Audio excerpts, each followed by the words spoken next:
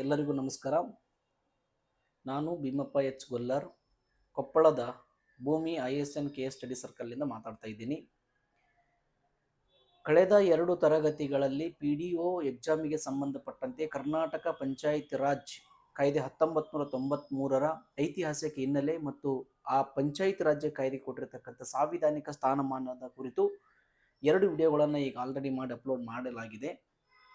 ಒಂದನೇದರಲ್ಲಿ ನಾನು ಐತಿಹಾಸಿಕ ಹಿನ್ನೆಲೆ ಮಾತಾಡಬೇಕಾದ್ರೆ ಬ್ರಿಟಿಷರ ಕಾಲಾವಧಿಯಲ್ಲಿ ಸಂಕ್ಷಿಪ್ತವಾಗಿ ಹೇಳ್ತಾ ಬಂದೆ. ಅದಾದ ನಂತರ ಸ್ವತಂತ್ರೋತ್ತರ ಭಾರತದಲ್ಲಿ 1950ರಿಂದ 1992ವರೆಗೂ ಯಾವೆಲ್ಲ ಕಮಿಟಿಗಳನ್ನು Balwantrai Mehta committee, Ashok Mehta committee, GVK Rao ಸಮಿತಿ, ಡಾಕ್ಟರ್ LM ಸಿಂಘವಿ ಸಮಿತಿ, PK ತುಂಗನ್ ಸಮಿತಿ, VN ಗಾಡ್ಗಿಲ್ ಸಮಿತಿಯನ್ನು ನೇಮಕಾತಿ ಮಾಡಿ 3 ಪ್ರಧಾನಮಂತ್ರಿಗಳ ಕಾಲಾವಧಿಯಲ್ಲಿ ಸಂವಿಧಾನಕ್ಕೆ ಸೇರ್ಪಡೆ ಮಾಡಲಿಕ್ಕೆ ಪ್ರಯತ್ನ ಪಟ್ವಿ. ನಂತರ 2ನೇ ವಿಡಿಯೋದಲ್ಲಿ ಸಾಂವಿಧಾನಿಕ ಸ್ಥಾನಮಾನದ ಬಗ್ಗೆ ಸಂವಿಧಾನದ 73 ಮತ್ತು 74ನೇ ಸಂವಿಧಾನದ ತಿದ್ದುಪಡಿಯನ್ನು ಮಾಡಿ ಒಂದು ಗ್ರಾಮೀಣ ಭಾಗದಲ್ಲಿ ಆಡಳಿತ ಮಾಡತಕ್ಕಂಥ ಪಂಚಾಯತ್ ರಾಜ್ಯ ಸಂಸ್ಥೆಗಳಿಗೆ ಸಾಂವಿಧಾನಿಕ ಸ್ಥಾನಮಾನವನ್ನು ಕೊಟ್ಟಿದ್ವಿ.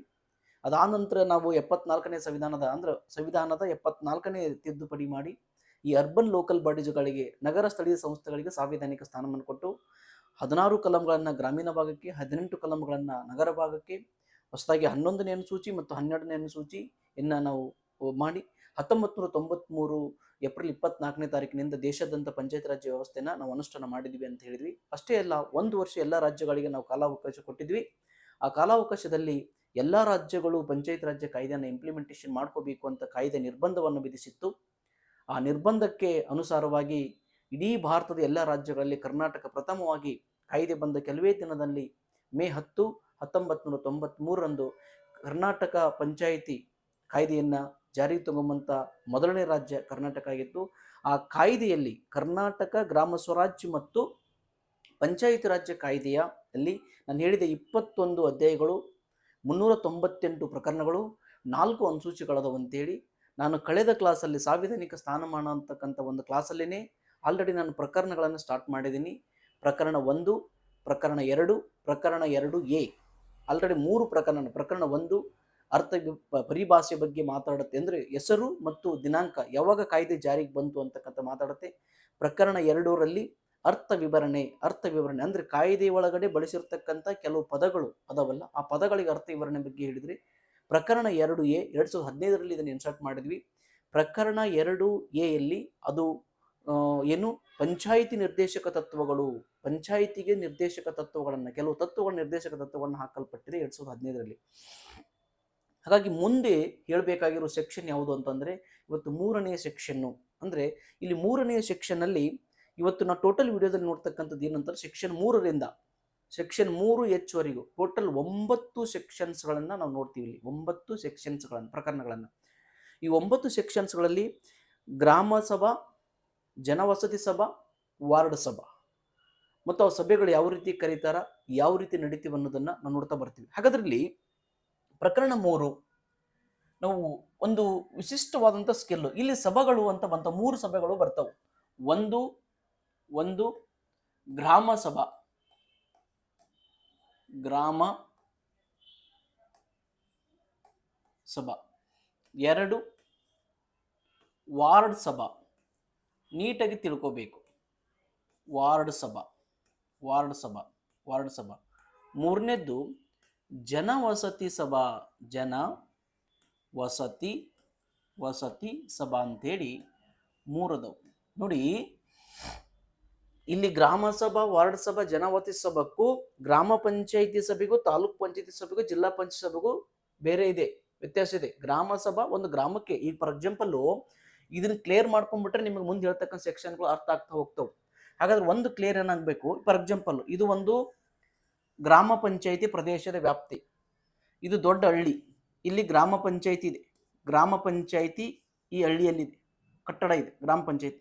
ಇದೊಂದು ಸಣ್ಣ ಹಳ್ಳಿ, ಇದೊಂದು ಸಣ್ಣ ಹಳ್ಳಿ, ಇದೊಂದು ಸಣ್ಣ ಹಳ್ಳಿ, 3 ಹಳ್ಳಿಗಳು ಆ ಗ್ರಾಮ ಪಂಚಾಯತ್, ಒಟ್ಟು 4 ಹಳ್ಳಿಗಳನ್ನು ಸೇರಿ ಒಂದು ಗ್ರಾಮ ಪಂಚಾಯತ್ ಪ್ರದೇಶ ಅಂತ ಸರ್ಕಾರ ಘೋಷಣೆ ಮಾಡಿದೆ.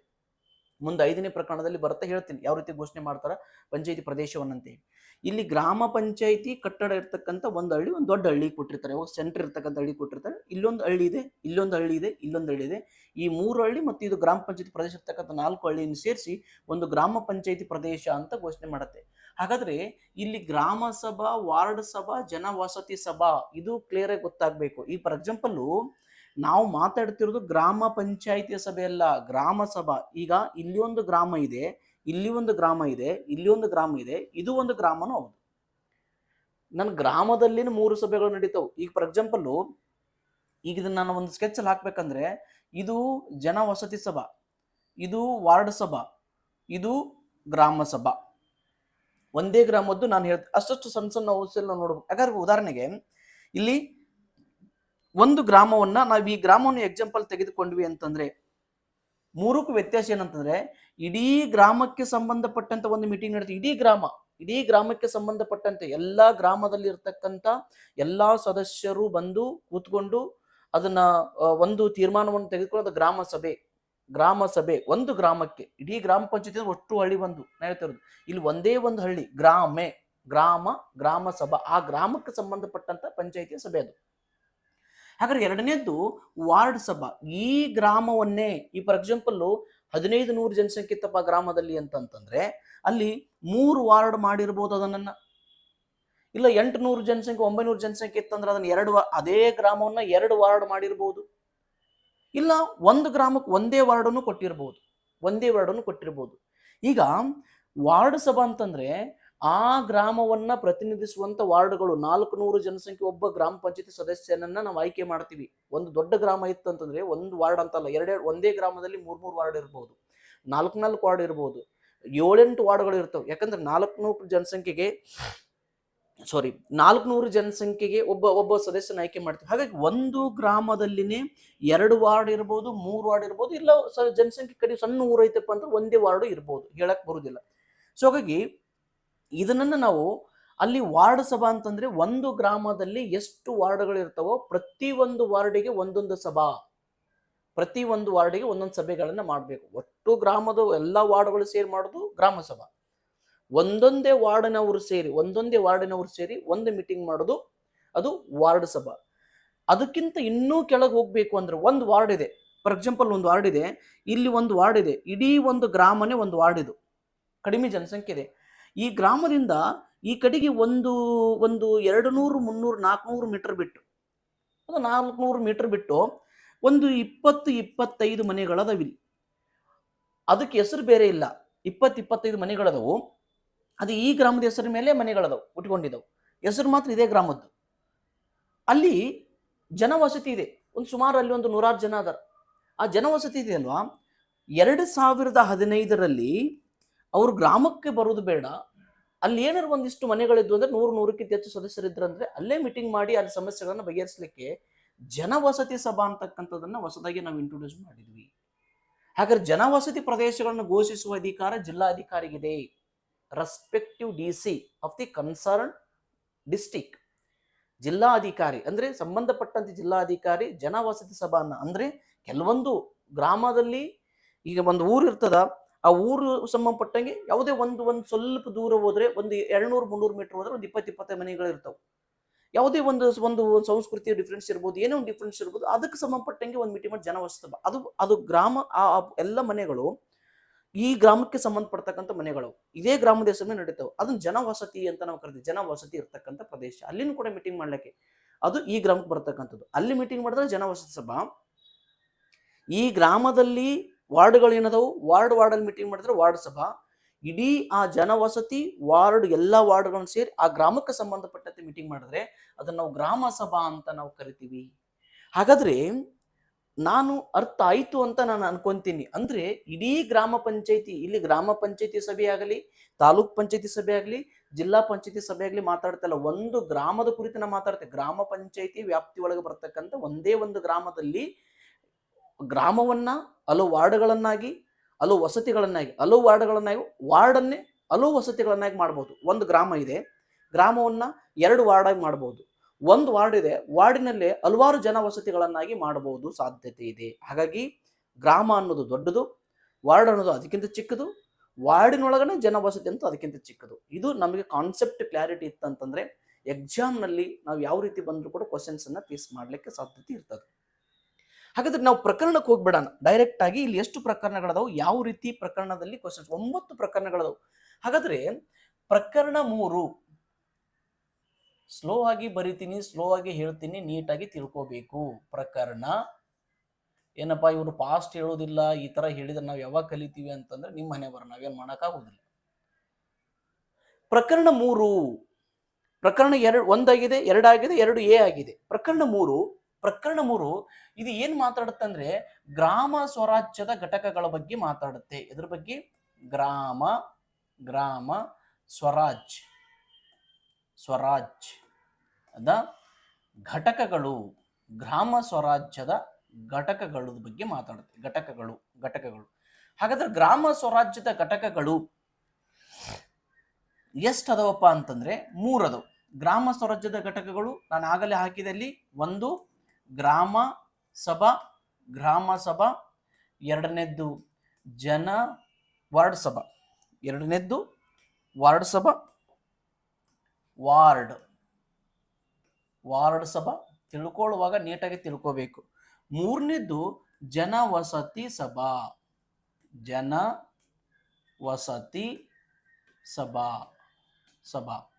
ಹಾಗಾದ್ರೆ ಇದು ಗ್ರಾಮ ಸಭಾ, ಇದು ವಾರ್ಡ್ ಸಭಾ, ಇದು ಜನವಸತಿ ಸಭಾ. ಹಾಗಾದ್ರೆ ಗ್ರಾಮ ಸ್ವರಾಜ್ಯದ ಘಟಕಗಳು ನಾಳೆ ಪ್ರಕರಣ 3 ಏನ್ ಹೇಳುತ್ತಂತ ಕೇಳ್ತಾರೆ. ಗ್ರಾಮ ಸ್ವರಾಜ್ಯದ ಘಟಕ 3 ಘಟಕಗಳ ಬಗ್ಗೆ ಮಾಡುತ್ತದೆ. ಆಗ ಗ್ರಾಮ ಸಭಾ, ವಾರ್ಡ್ ಸಭಾ, ಜನವಸತಿ ಸಭಾ.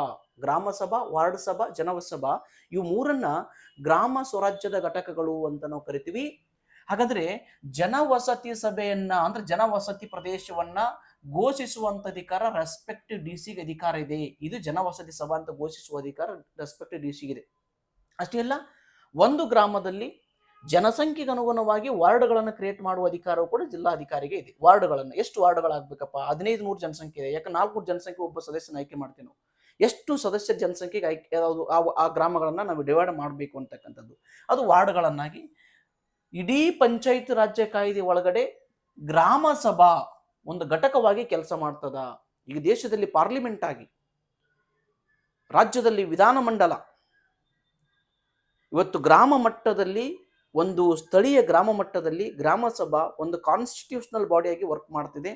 ಆ ಗ್ರಾಮ ಮಟ್ಟದ ಸದಸ್ಯರು ಯಾರು ಇರ್ತಾರಂತಂದ್ರೆ, ಗ್ರಾಮ ಸಭಾದ ಸದಸ್ಯರು ಯಾರು ಇರ್ತಾರಂದ್ರೆ, ನೋಡಿ ಗ್ರಾಮ ಪಂಚಾಯತಿ ಸದಸ್ಯರು ಇರುವುದಿಲ್ಲ ಇಲ್ಲಿ. ನಾಳೆ ಕೇಳ್ತಾರೆ ಗ್ರಾಮ ಸಭಾದ ಸದಸ್ಯರು ಯಾರು ಇರುತ್ತಾರೆ ಅಂತೇಳಿ. ಆ ಗ್ರಾಮದ ಯಾವ ಗ್ರಾಮ ಸಭೆ ಬಗ್ಗೆ ಮಾತಾಡ್ತಾ, ಆ ಗ್ರಾಮದ ಮತದಾರರ ಪಟ್ಟಿಯಲ್ಲಿ ಹೆಸರಿರ್ತಕ್ಕಂಥ ಎಲ್ಲಾ ಮತದಾರರು ಆ ಗ್ರಾಮ ಸಭೆಯ ಸದಸ್ಯರಾಗಿರುತ್ತಾರೆ. This is very important point. ಗ್ರಾಮ ಸಭಾದ ಸದಸ್ಯರು ಯಾರು ಅಂತಂದ್ರೆ ಎಲ್ಲಾ ಜನರು ಅಲ್ಲ, ಮತ್ತೆ ಎಲ್ಲ ಈಗ ಆ ಗ್ರಾಮದಲ್ಲಿ ಸಣ್ಣ ಮಕ್ಕಳು ಅದಾವು, ದೊಡ್ಡವರು ಅದಾರ, ಎಲ್ಲರೂ ಸದಸ್ಯರಂತ ಕಾಣಲ್ಲ. ಆ ಗ್ರಾಮದ ವ್ಯಾಪ್ತಿಯ ಒಳಗಡೆ ಇರ್ತಕ್ಕಂಥ ಜನರಲ್ಲಿ ಯಾರು ಮತದಾರರ ಪಟ್ಟಿಗೆ ಹೆಸರು ಸೇರ್ಪಡೆಗೊಂಡಿದೆಯೋ ಅವರೆಲ್ಲರೂ ಕೂಡ, ವೋಟರ್ ಲಿಸ್ಟಿಗೆ ಹೆಸರು ಸೇರ್ಪಡಿದೆ ಅವರೆಲ್ಲರೂ ಕೂಡ ಇಲ್ಲಿ ಗ್ರಾಮ ಸಭಾದ ಸದಸ್ಯರಾಗಿ ಕಾರ್ಯವನ್ನ ನಿರ್ವಹಿಸುತ್ತಾರೆ. ಹಾಗಾದ್ರೆ ಗ್ರಾಮ ಪಂಚಾಯತಿಯ ಸದಸ್ಯ, ಗ್ರಾಮ ಪಂಚಾಯತಿಗೆ ಇದು ಡಿಫ್ರೆಂಟ್ ಆಗಿದೆ ಗ್ರಾಮ ಸಭಾ ಅಂತ ಬಂದಾಗ. ಸೊ ಹಾಗಾಗಿ ಗ್ರಾಮ ಸಭಾದ ಇಲ್ಲಿ ಗ್ರಾಮ ಸ್ವರಾಜ್ಯದ ಘಟಕಗಳು 3: ಗ್ರಾಮ ಸಭಾ, ವಾರ್ಡ್ ಸಭಾ, ಜನವಸತಿ ಸಭಾವನ್ನು ಘೋಷಿಸುವಂತ ಅಧಿಕಾರ ಜಿಲ್ಲಾಧಿಕಾರಿಗಳಿಗಿದೆ. ಇಲ್ಲಿ ಗ್ರಾಮ ಸಭಾ ಅಂತ ಬಂದಾಗ ಅದು ಒಂದು ಘಟಕವಾಗಿ ಕೆಲಸ ಮಾಡ್ತದ, ಸ್ಥಳೀಯ ಮಟ್ಟದ ಒಂದು ಆಡಳಿತದ ಘಟಕವಾಗಿ ಅದು ಕೆಲಸ ಮಾಡ್ತದ.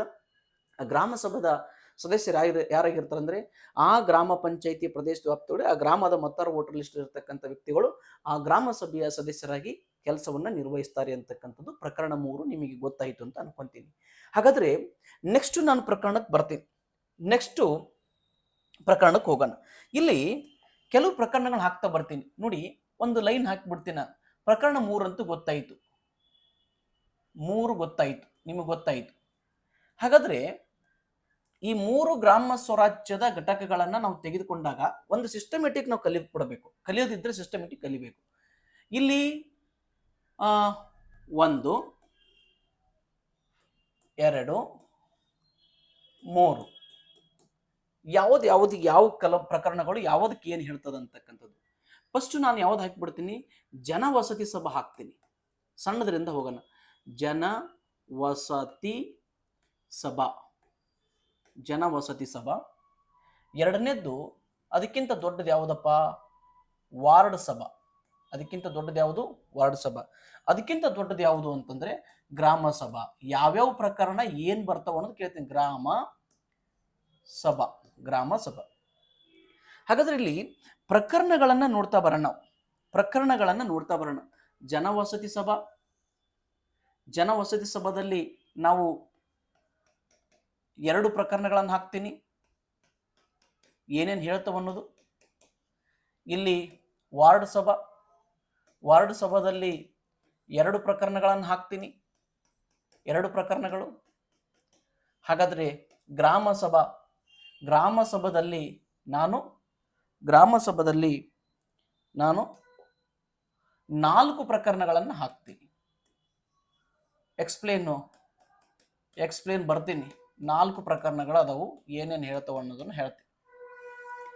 ಹಾಗಾದ್ರೆ ಗ್ರಾಮ ಸಭಾದಲ್ಲಿ ಜನವಸತಿ ಸಭಾ, ವಾರ್ಡ್ ಸಭಾ, ಗ್ರಾಮ ಸಭಾ ಪ್ರಕರಣ ಸಂಬಂಧಪಟ್ಟಂಗೆ ಒಟ್ಟು 9 ಪ್ರಕರಣಗಳನ್ನ ಮಾತಾಡ್ತೀನಿ ಅಂತ ಹೇಳಿದೆ. ಆ ಕಡೆ 4, 6, 8 ಒಂದದ್ದು ಆಲ್ರೆಡಿ ಮಾತಾಡ್ಬಿಟ್ಟಿದ್ದೀನಿ, 3ನೇ ಸೆಕ್ಷನ್ ಮಾತಾಡ್ಬಿಟ್ಟಿದ್ದೀನಿ. ಹಾಗಾದ್ರೆ ಇಲ್ಲಿ ಜನವಸತಿ ಸಂಬಂಧಪಟ್ಟಂಗೆ ಪ್ರಕರಣ 3A, ಪ್ರಕರಣ 3B, ಪ್ರಕರಣ 3C, ಪ್ರಕರಣ 3D, ಪ್ರಕರಣ 3E, F, G, H. Very important.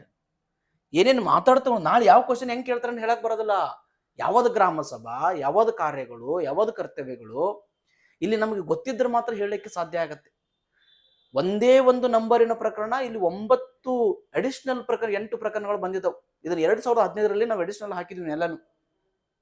ಹಾಗಾದ್ರೆ ಯಾವ್ಯಾವ ಪ್ರಕರಣ ಏನ್ ಮಾತಾಡುತ್ತೆ ಅನ್ನೋದು ಕೂಡ that is also very important. ಹಾಗಾದ್ರೆ ಪ್ರಕರಣ 3A ಒಂದು ಸಲ ತಿಳ್ಕೊಬೇಕು, ನೀಟಾಗಿ ಚಾರ್ಟ್ ಮಾಡಿ. ಯಾಕಂದ್ರೆ ಇಡೀ ಪಂಚಾಯತ್ ರಾಜ್ಯ ಕಾಯ್ದೆ ಪುಲಾನಿ ಪುಸ್ತಕ ದೊಡ್ಡದಿರ್ಬಹುದು, ಇನ್ನು ಯಾರೋ ಒಬ್ರು ಆತರ ದೊಡ್ಡ ಬರ್ದು ಅಷ್ಟೆಲ್ಲ ಓದ್ಬೇಕಾದ ಅಗತ್ಯತೆ ಇಲ್ಲ. ಇವನ್ ನನ್ನ ಪುಸ್ತಕ ಸೇರ್ತೈತಿ ಹೇಳ್ತೇನೆ ನಾನು. ನಿಮ್ಮದೇ ಆಗಿರ್ತಕ್ಕಂಥ ಒಂದು ಶಾರ್ಟ್ ನೋಟ್ ಸ್ಕೆಚ್ ಮಾಡ್ಕೋಬೇಕು. ಯಾವ ರೀತಿ ಅಂದ್ರೆ ಇಡೀ ಪಂಚಾಯತ್ ರಾಜ್ಯ ಕಾಯ್ದೆ ನಾ ಮುಂದೆ ಬರ್ತೀನಿ, ನಿಮ್ಗೆ ಹೇಳ್ತಾ ಬರ್ತೀನಿ. ಗ್ರಾಮ ಪಂಚಾಯತಿ, ತಾಲೂಕು, ಜಿಲ್ಲಾ ಪಂಚಾಯತ್ ಹೋಲಿಕೆ ಮಾಡ್ತಾ ಬರ್ತೀನಿ. ಜಸ್ಟ್ 7 to 10 ಪೇಜ್ ಕನ್ವರ್ಟ್ ಮಾಡ್ಕೊಂಡ್ಬಿಟ್ರೆ that's enough to crack the exam. 7 to 10 pages, 10 ಪೇಜಿಗೆ ಇಡೀ ಪಂಚಾಯತ್ ರಾಜ್ಯ ಕಾಯ್ದೆ ನಾವು ಕನ್ವರ್ಟ್ ಮಾಡ್ಕೋಬಹುದು. That is the kind of skill.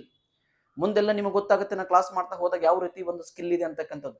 So ಹಾಗಾಗಿ ಆ ಸ್ಕಿಲ್ ಅನ್ನ ಬಳಕೆ ಮಾಡಿಕೊಂಡು ನಾವು, ಯಾಕಂದ್ರೆ ಅಧ್ಯಯನದ ಮೆಥಡ್ಗಳವೆಲ್ಲ ನಾವು ಯಾವ ರೀತಿ, ಈಗ CET ಓದ್ತೀವಿ ಅಂತೇಳಿ ಹುಯ್ ಅಂತ ಬುಕ್ ಅನ್ನ ಕಲೆ ಹಾಕಿಬಿಟ್ಟು ಅದನ್ನ ರಾತ್ರಿ ತೆಲುಗಿ ಮಾಡಿ ಮಲ್ಕೊಳ್ಳುವಂಥದ್ದಲ್ಲ. ಆ ಪುಸ್ತಕಗಳನ್ನ ಕಲೆ ಹಾಕೋದು ಯಾವುದೊಂದು ಜಾಣತನವೋ ಅದನ್ನು ಓದೋದು ಕೂಡ ಮತ್ತೊಂದು ರೀತಿಯ ಜಾಣತನ, ಬಹಳ ಬಹಳ ವಿಶೇಷವಾಗಿರ್ತಕ್ಕಂಥದ್ದು.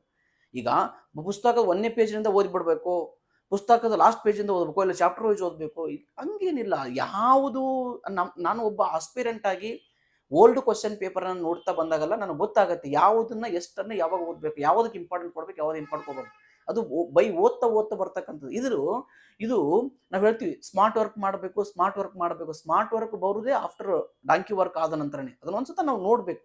ನೋಡಿದ ನಂತರ ನಮ್ದೇ ಆಗಿರ್ತಕ್ಕಂಥ ಸ್ಕಿಲ್ ಅಲ್ಲಿ ಕ್ರಿಯೇಟಿವಿಟಿನ ಮಾಡ್ಲಿಕ್ಕೆ ಪ್ರಯತ್ನ ಮಾಡಬೇಕು. ಅಂದಾಗ ಮಾತ್ರ CET ಒಳಗೆ ನಾವು ಬೇಗ ಕ್ರ್ಯಾಕ್ ಮಾಡಿ ಒಳಗೆ ಹೋಗ್ತೀವಿ. ಅದರ್ವೈಸ್ ಎಷ್ಟೋ ಜನ ಸ್ನೇಹಿತರು, ನಮ್ಮ ಸ್ನೇಹಿತರು ಇವತ್ತು CET ಕ್ರ್ಯಾಕ್ ಮಾಡೋಕ್ಕಾಗಲ್ಲ. ಯಾಕಂದ್ರೆ ನನ್ಕಿಂತ ಉನ್ನತವಾಗಿರ್ತಕ್ಕಂಥ ಜ್ಞಾನದಲ್ಲಿದ್ದಾರೆ, ನನಗಿಂತ ಒಳ್ಳೆ ಟ್ಯಾಲೆಂಟ್ ಅಲ್ಲಿ ಇದ್ದಾರೆ. ಆದ್ರೂ ಕೂಡ ಅವ್ರು CET ಹಂಗಂತೇಳಿ ಅವ್ರು ದಡ್ರು ಅಂತ ನಾನು ಯಾವತ್ತೂ ಟ್ರೀಟ್ ಮಾಡಲ್ಲ. ಬಟ್ ಆ ಒಂದು ಕೌಶಲ್ಯ, ಆ ಒಂದು ಪ್ರಶ್ನೆಯನ್ನ ಬಿಡಿಸುವಂತ ಒಂದು ಕೌಶಲ್ಯ, ಓದುವಂತ ಒಂದು ಕೌಶಲ್ಯ, ಆ ಓದಿರ್ತಕ್ಕಂಥ ವಿಷಯವನ್ನ ಸಂಕ್ಷಿಪ್ತವಾಗಿ ನೋಟ್ಬುಕ್ಕದಲ್ಲಿ ಬರೆಯುವಂತ ಒಂದು ಕೌಶಲ್ಯ ಇದ್ದವ್ರು ಮಾತ್ರ ಬೇಗ CET ಕ್ರ್ಯಾಕ್ ಮಾಡಿ ಒಳಗೆ ಹೋಗಿ ಗೌರ್ಮೆಂಟ್ ಅಲ್ಲಿ ಸರ್ವಿಸ್ ಕೊಡ್ತಾರೆ. ಸೊ ಅಂಥವ್ರು ನೀವು ಕೂಡ ಆಗಬೇಕು. ಹಾಗಾಗಿ ಇಲ್ಲಿ ಜನವಸತಿ ಸಭಾ, ವಾರ್ಡ್ ಸಭಾ, ಗ್ರಾಮ ಸಭಾದ ಬಗ್ಗೆ ಟೋಟಲ್ ನಾನು 8 ಪ್ರಕರಣಗಳನ್ನು ಹಾಕಿದ್ದೀನಿ. ಹಾಗಾದ್ರೆ ಪ್ರಕರಣ 3A ಏನ್ ಹೇಳುತ್ತೆ ಅಂತಂದ್ರೆ ಜನವಸತಿ ಸಭಾದ ಪ್ರಕಾರಗಳು. ಏನು?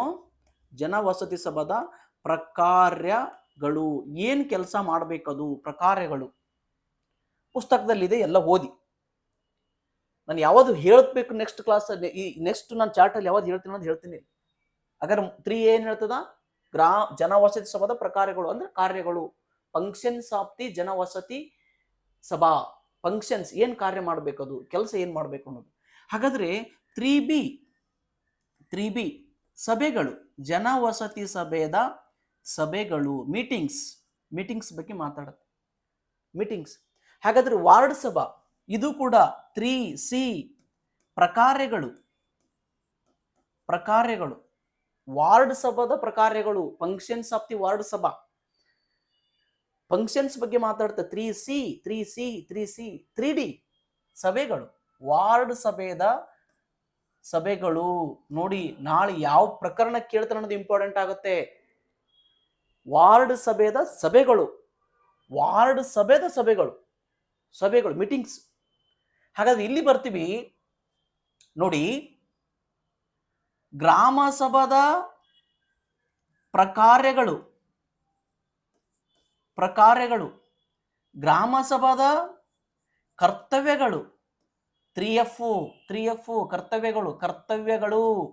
ಗ್ರಾಮ ಇದು ಒಂದು ಎಕ್ಸ್ಟ್ರಾ ಇರುತ್ತೆ, ಇಲ್ಲೆಲ್ಲ ಕರ್ತವ್ಯಗಳಿಲ್ಲ, ಇಲ್ಲಿ ಪ್ರಕಾರಗಳು, ಸಭೆಗಳು. ಇಲ್ಲಿ ಪ್ರಕಾರಗಳು 3E ಪ್ರಕಾರಗಳು, 3F ಗ್ರಾಮ ಸಭಾದ ಕರ್ತವ್ಯಗಳು, ಡ್ಯೂಟೀಸ್ ಆಫ್ ದಿ ಗ್ರಾಮ ಸಭಾ, ಫಂಕ್ಷನ್ಸ್ ಆಫ್ ದಿ ಗ್ರಾಮ ಸಭಾ. 3E ಸೆಕ್ಷನ್ ಮಾತಾಡಿದ್ರೆ 3F section duties of the ಗ್ರಾಮ ಸಭಾದ ಬಗ್ಗೆ. ಏನ್ ಡ್ಯೂಟೀಸ್, ಅದ್ರ ಕರ್ತವ್ಯಗಳು ಏನು? ಯಾಕಂದ್ರೆ ಕಾರ್ಯಗಳು ಬೇರೆ, ಕರ್ತವ್ಯಗಳು ಬೇರೆ. ಕಾರ್ಯಗಳಂದ್ರೆ ನಾವು ಮಾಡೋದು, ಕರ್ತವ್ಯಗಳನ್ನು ನಾವು ನಿಭಾಯಿಸುವಂಥದ್ದು, ನಾವು ಅನುಸರಿಸುವಂಥದ್ದು ಕರ್ತವ್ಯ.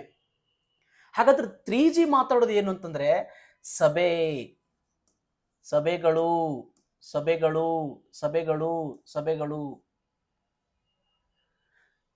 ಇಲ್ಲಿ ಒಂದು ಸಭೆಗಳ ಬಗ್ಗೆ ಮಾತಾಡುತ್ತೆ, ಇಲ್ಲಿ ಒಂದು ಸಭೆಗಳ ಬಗ್ಗೆ ಮಾತಾಡುತ್ತೆ.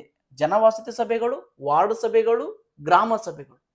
ಹಾಗಾದ್ರೆ 3H ಮಾತಾಡುತ್ತೆ ಏನಂದ್ರೆ 3H ಲಾಸ್ಟು, ಇದು ವಿಶೇಷ ಸಭೆ ಬಗ್ಗೆ ಮಾತಾಡುತ್ತೆ. ವಿಶೇಷ ಸಭೆ, ಗ್ರಾಮ ಸಭೆ ವಿಶೇಷ ಸಭೆ ಬಗ್ಗೆ ಒಂದು ಎಕ್ಸ್ಟ್ರಾ ಒಂದು ಪ್ರಕರಣ ಕೊಟ್ಬಿಟ್ಟಿದ್ದಾರೆ. ಅದರಲ್ಲಿ ಗ್ರಾಮ ಸಭೆ ವಿಶೇಷ ಸಭೆ ಬಗ್ಗೆ ಕೊಟ್ಟಿದ್ದಾರೆ. ಹಾಗಾದ್ರೆ ನಾವು 3 ಚೂಸ್ ಮಾಡ್ಕೋಬೇಕಿಲ್ಲಿ, 3 ಚೂಸ್ ಮಾಡ್ಕೋಬೇಕು.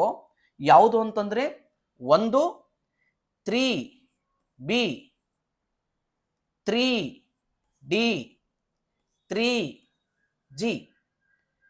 ಇವು 3 ಪ್ರಕರಣಗಳು, 3B 3D 3G, 3B 3D 3G, 3B 3D 3G. ಇವು 3 ಪ್ರಕರಣಗಳು ಸಭೆಗಳ ಬಗ್ಗೆ ಡೀಲ್ ಮಾಡ್ತಾವು. ಸಭೆಗಳು ಯಾವ ರೀತಿ ನಡೀತಾವ, ಎಲ್ಲಿ ನಡೀತಾವ, ಯಾರ ಅಧ್ಯಕ್ಷತೆ ವಹಿಸಬೇಕು, ಕೋರಮ್ ಎಷ್ಟಿರಬೇಕು, ಅದ್ರ ಬಗ್ಗೆ ಮಾತಾಡ್ತದ. I hope you understood these things. Once again I will repeat. ಜನವಸತಿ ಸಭಾ, ವಾರ್ಡ್ ಸಭಾ, ಗ್ರಾಮ ಸಭಾ 8 ಸೆಕ್ಷನ್ಸ್ಗಳನ್ನು ಹಾಕಿದ್ದೀನಿ. 3A 3B 3C 3D 3E 3F 3G 3H. ನಾಳೆ ಗ್ರಾಮ ಸಭೆದ ಕರ್ತವ್ಯದ ಬಗ್ಗೆ ಮಾತಾಡ್ತಕ್ಕಂಥ ಪ್ರಕರಣ ಯಾವುದು? 3F. ಗ್ರಾಮ ಸಭಾದ ಪ್ರಕಾರಗಳ ಬಗ್ಗೆ ಮಾತಾಡ್ತಕ್ಕಂಥ 3E. ಈ ರೀತಿ ಕ್ವಶನ್ಸ್ ಕೇಳಿದಾಗ ನನಗೆ ಕ್ಲಾರಿಟಿ ಇರಬೇಕು. ನನಗೆ ಕ್ಲಾರಿಟಿ ಇದ್ದಾಗ ಮಾತ್ರ ಆನ್ಸರ್ಸ್ ಅನ್ನು ಬೇಗ ಪಿಕ್ ಮಾಡ್ಕೊಳ್ಳೋಕೆ ಸಾಧ್ಯತೆ. ಅದರ್ವೈಸ್ ನಾನು ಆನ್ಸರ್ಸ್ ಮಾಡುವಾಗ ಗೊಂದಲಕ್ಕೆ ಒಳಗಾಗಿ ತಪ್ಪು ಹಾಕಿ ಬರುವಂಥ ಸಾಧ್ಯತೆ ಇರ್ತದ. ಯಾಕಂದ್ರೆ CET ನಡೆಯುವುದು ಅದು ಯಾವಾಗಲೂ ಕೂಡ ರಿಲೇಟಿವ್ ಮಾರ್ಕ್ಸ್ ಮೇಲೆ ನಡೀತದ. ಒಂದೇ ಒಂದು ಮಾರ್ಕ್ಸ್ ಜಾಸ್ತಿ ತೆಗೆದುಕೊಂಡ ಇನ್ ಆಗ್ತಾನೆ, 1 ಮಾರ್ಕ್ಸ್ ಕಡಿಮೆ ತೆಗೆದುಕೊಂಡ ಔಟ್ ಆಗೋ ಸಾಧ್ಯತೆ ಇರ್ತದೆ. ಹಂಗಾಗಿ ನಾನು ಎಷ್ಟು ಓದ್ತೀನಿ ಅನ್ನೋದು ಇಂಪಾರ್ಟೆಂಟ್ ಅಲ್ಲ, ಇಷ್ಟೇ ಪುಸ್ತಕ ಸಂಗ್ರಹಿಸಿ ಸ್ಪಷ್ಟವಾಗಿ, ನಿಖರವಾಗಿ, ರಿಪೀಟ್ ಆಗಿ ರಿವಿಷನ್ ಮಾಡಿ ಓದ್ಬಿಟ್ರೆ ಸಕ್ಸಸ್ ರೇಟು, ಅಕ್ಯುರೇಸಿ ಯಾವಾಗ ನಮಗೆ ಜಾಸ್ತಿ ಬರ್ತದೋ ಸಕ್ಸಸ್ ರೇಟು ಜಾಸ್ತಿ ಆಗ್ತಾ ಹೋಗ್ತದೆ. ಸೊ ಹಾಗಾಗಿ 3B 3D 3G ಜನವಸತಿ ಸಭಾ, ವಾರ್ಡ್ ಸಭಾ, ಗ್ರಾಮ ಸಭಾ, ಈ 3 ಸಭೆಗಳು ಯಾವ ರೀತಿ ನಡೀತವೆ ಅನ್ನೋದನ್ನ ನಾನು ನೆಕ್ಸ್ಟ್ ಸ್ಲೈಡಲ್ಲಿ ಬರ್ತೀನಿ. ನೆಕ್ಸ್ಟ್ ಸ್ಲೈಡ್ ತಗೊಂಬರೋಣ. ಹಾಗಾದ್ರೆ ಸಭೆಗಳು ಪ್ರಕಾರಗಳನ್ನ ನಾನು ಹೇಳುವುದಿಲ್ಲ, ನೀವು ನೋಡ್ಕೊಳ್ಳಿ. ಪ್ರಕಾರಗಳು, ಸಭೆಗಳು ವೆರಿ ಇಂಪಾರ್ಟೆಂಟ್ ಇದ್ದು ಮಾತ್ರ ಹೈಲೈಟ್ ಮಾಡ್ತಾ ಬರ್ತೀನಿ. ಇಲ್ಲಿ ಯಾವ ಸಭೆಗಳು ನಾ ಹೇಳಿದೆ ಆಲ್ರೆಡಿ. ಯಾವ ಸಭೆಗಳು? 3 ಸಭೆಗಳು. ಯಾವ ಸಭೆಗಳು? 3 ಸಭೆಗಳು.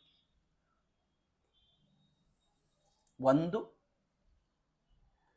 ಇದು ಜನವಸತಿ ಸಭಾ, ಇದು ವಾರ್ಡ್ ಸಭಾ, ಇದು ಗ್ರಾಮ ಸಭಾ. 3 ಸಭೆಗಳನ್ನು ಹೇಳ್ತಾ ಬರ್ತೀನಿ. ಪ್ರಕರಣಗಳನ್ನ ನಾವು ನೀಟಾಗಿ ಹೈಲೈಟ್ ಮಾಡ್ತಾ ಬಂದ್ಬಿಡೋಣ. ಪ್ರಕರಣಗಳನ್ನ ಇದೊಂದು ಸಬ್ ಸೆಕ್ಷನ್ ಯಾಕೆ ಬಡೋದು ತಗೊಂಡ್ಬಿಡೋಣ, ಇದನ್ನು ಸಬ್ ಸೆಕ್ಷನ್ ಏನಂತ ತಗೊಂಡ್ಬಿಡೋಣ. ಹಾಗಾದ್ರೆ 3B 3D 3G 3G 3 ಪ್ರಕರಣಗಳು ಸಭೆಗಳ ಬಗ್ಗೆ ಮಾತಾಡ್ತಾವು. ಇದು ಶಾರ್ಟ ಬರಿತೀನಿ, ಜನ ವಸತಿ ಸಭಾದ ಬಗ್ಗೆ ಮಾತಾಡುತ್ತೆ. ಇದು ವಾರ್ಡ್ ಸಭೆದ ಬಗ್ಗೆ ಮಾತಾಡುತ್ತೆ. ಇದು ಗ್ರಾಮ ಸಭೆದ ಬಗ್ಗೆ ಮಾತಾಡುತ್ತೆ. ಗ್ರಾಮ ಸಭೆ 3B 3D 3G, ಜನವತ್ ಸಭಾ, ವಾರ್ಡ್ ಸಭಾ, ಗ್ರಾಮ ಸಭಾ. ಹಾಗಾದ್ರೆ ಈ ಸಭೆಗಳನ್ನ ಕರೆಯೋರು ಯಾರಪ್ಪ? ಯಾರು ಕರೀತಾರೆ? ಕರೆಯುವರು. ಇಲ್ಲಿ ವಿಷಯಗಳನ್ನ ಹಾಕ್ತಾ ಬರ್ತೀನಿ. ಕರೆಯುವರು ಯಾರು? ಫಸ್ಟ್ ನಾವು 3 ರೀತಿಯ ಸಭೆಗಳು ಬರ್ತಾವೆ. 3 ರೀತಿಯಾಗಿರ್ತಕ್ಕಂಥ ಸಭೆಗಳು ಬರ್ತಾವೆ. ಸಾಮಾನ್ಯ ಸಭೆ ಅಂತ ನಾವು ಕರಿತೀವಿ. ಏನು? 3 ರೀತಿಯಾಗಿರ್ತ ಸಭೆಗಳು. ಸಾಮಾನ್ಯ ಸಭೆಗಳು, ಸಾಮಾನ್ಯ ಸಭೆಗಳು. ಇಲ್ಲಿ ಡೂ ಅಂತ ಹಾಕಿದರೆ ಸೇಮ್ ಅಂತ, ಇಲ್ಲಿ ಕೂಡ ಸಾಮಾನ್ಯ ಸಭೆ ಕರೀತಾರೆ, ಇಲ್ಲಿ ಕೂಡ ಸಾಮಾನ್ಯ ಸಭೆ ಕರೀತಾರೆ. ಸಾಮಾನ್ಯ ಸಭೆ, ಸಾಮಾನ್ಯ ಸಭೆ, ಸಾಮಾನ್ಯ ಸಭೆ. ಹಾಗಾದ್ರೆ ಸಾಮಾನ್ಯ ಸಭೆಯನ್ನ ಕರೆಯುವಂಥವ್ರು ಯಾರು? ಯಾರು ಕರೆಯುತ್ತಾರೆ? ಯಾರಿಗೆ ಕರೀಲಿಕ್ಕೆ ಅಧಿಕಾರ ಇದೆ ಸಾಮಾನ್ಯ ಸಭೆಯನ್ನು? ಜನವಸತಿಯನ್ನ ಪ್ರತಿನಿಧಿಸುವಂತ ಸದಸ್ಯ, ವೆರಿ ಇಂಪಾರ್ಟೆಂಟ್, ಸದಸ್ಯ. ಆ ವಾರ್ಡ್ ಅನ್ನ ಪ್ರತಿನಿಧಿಸುವಂತ ಸದಸ್ಯ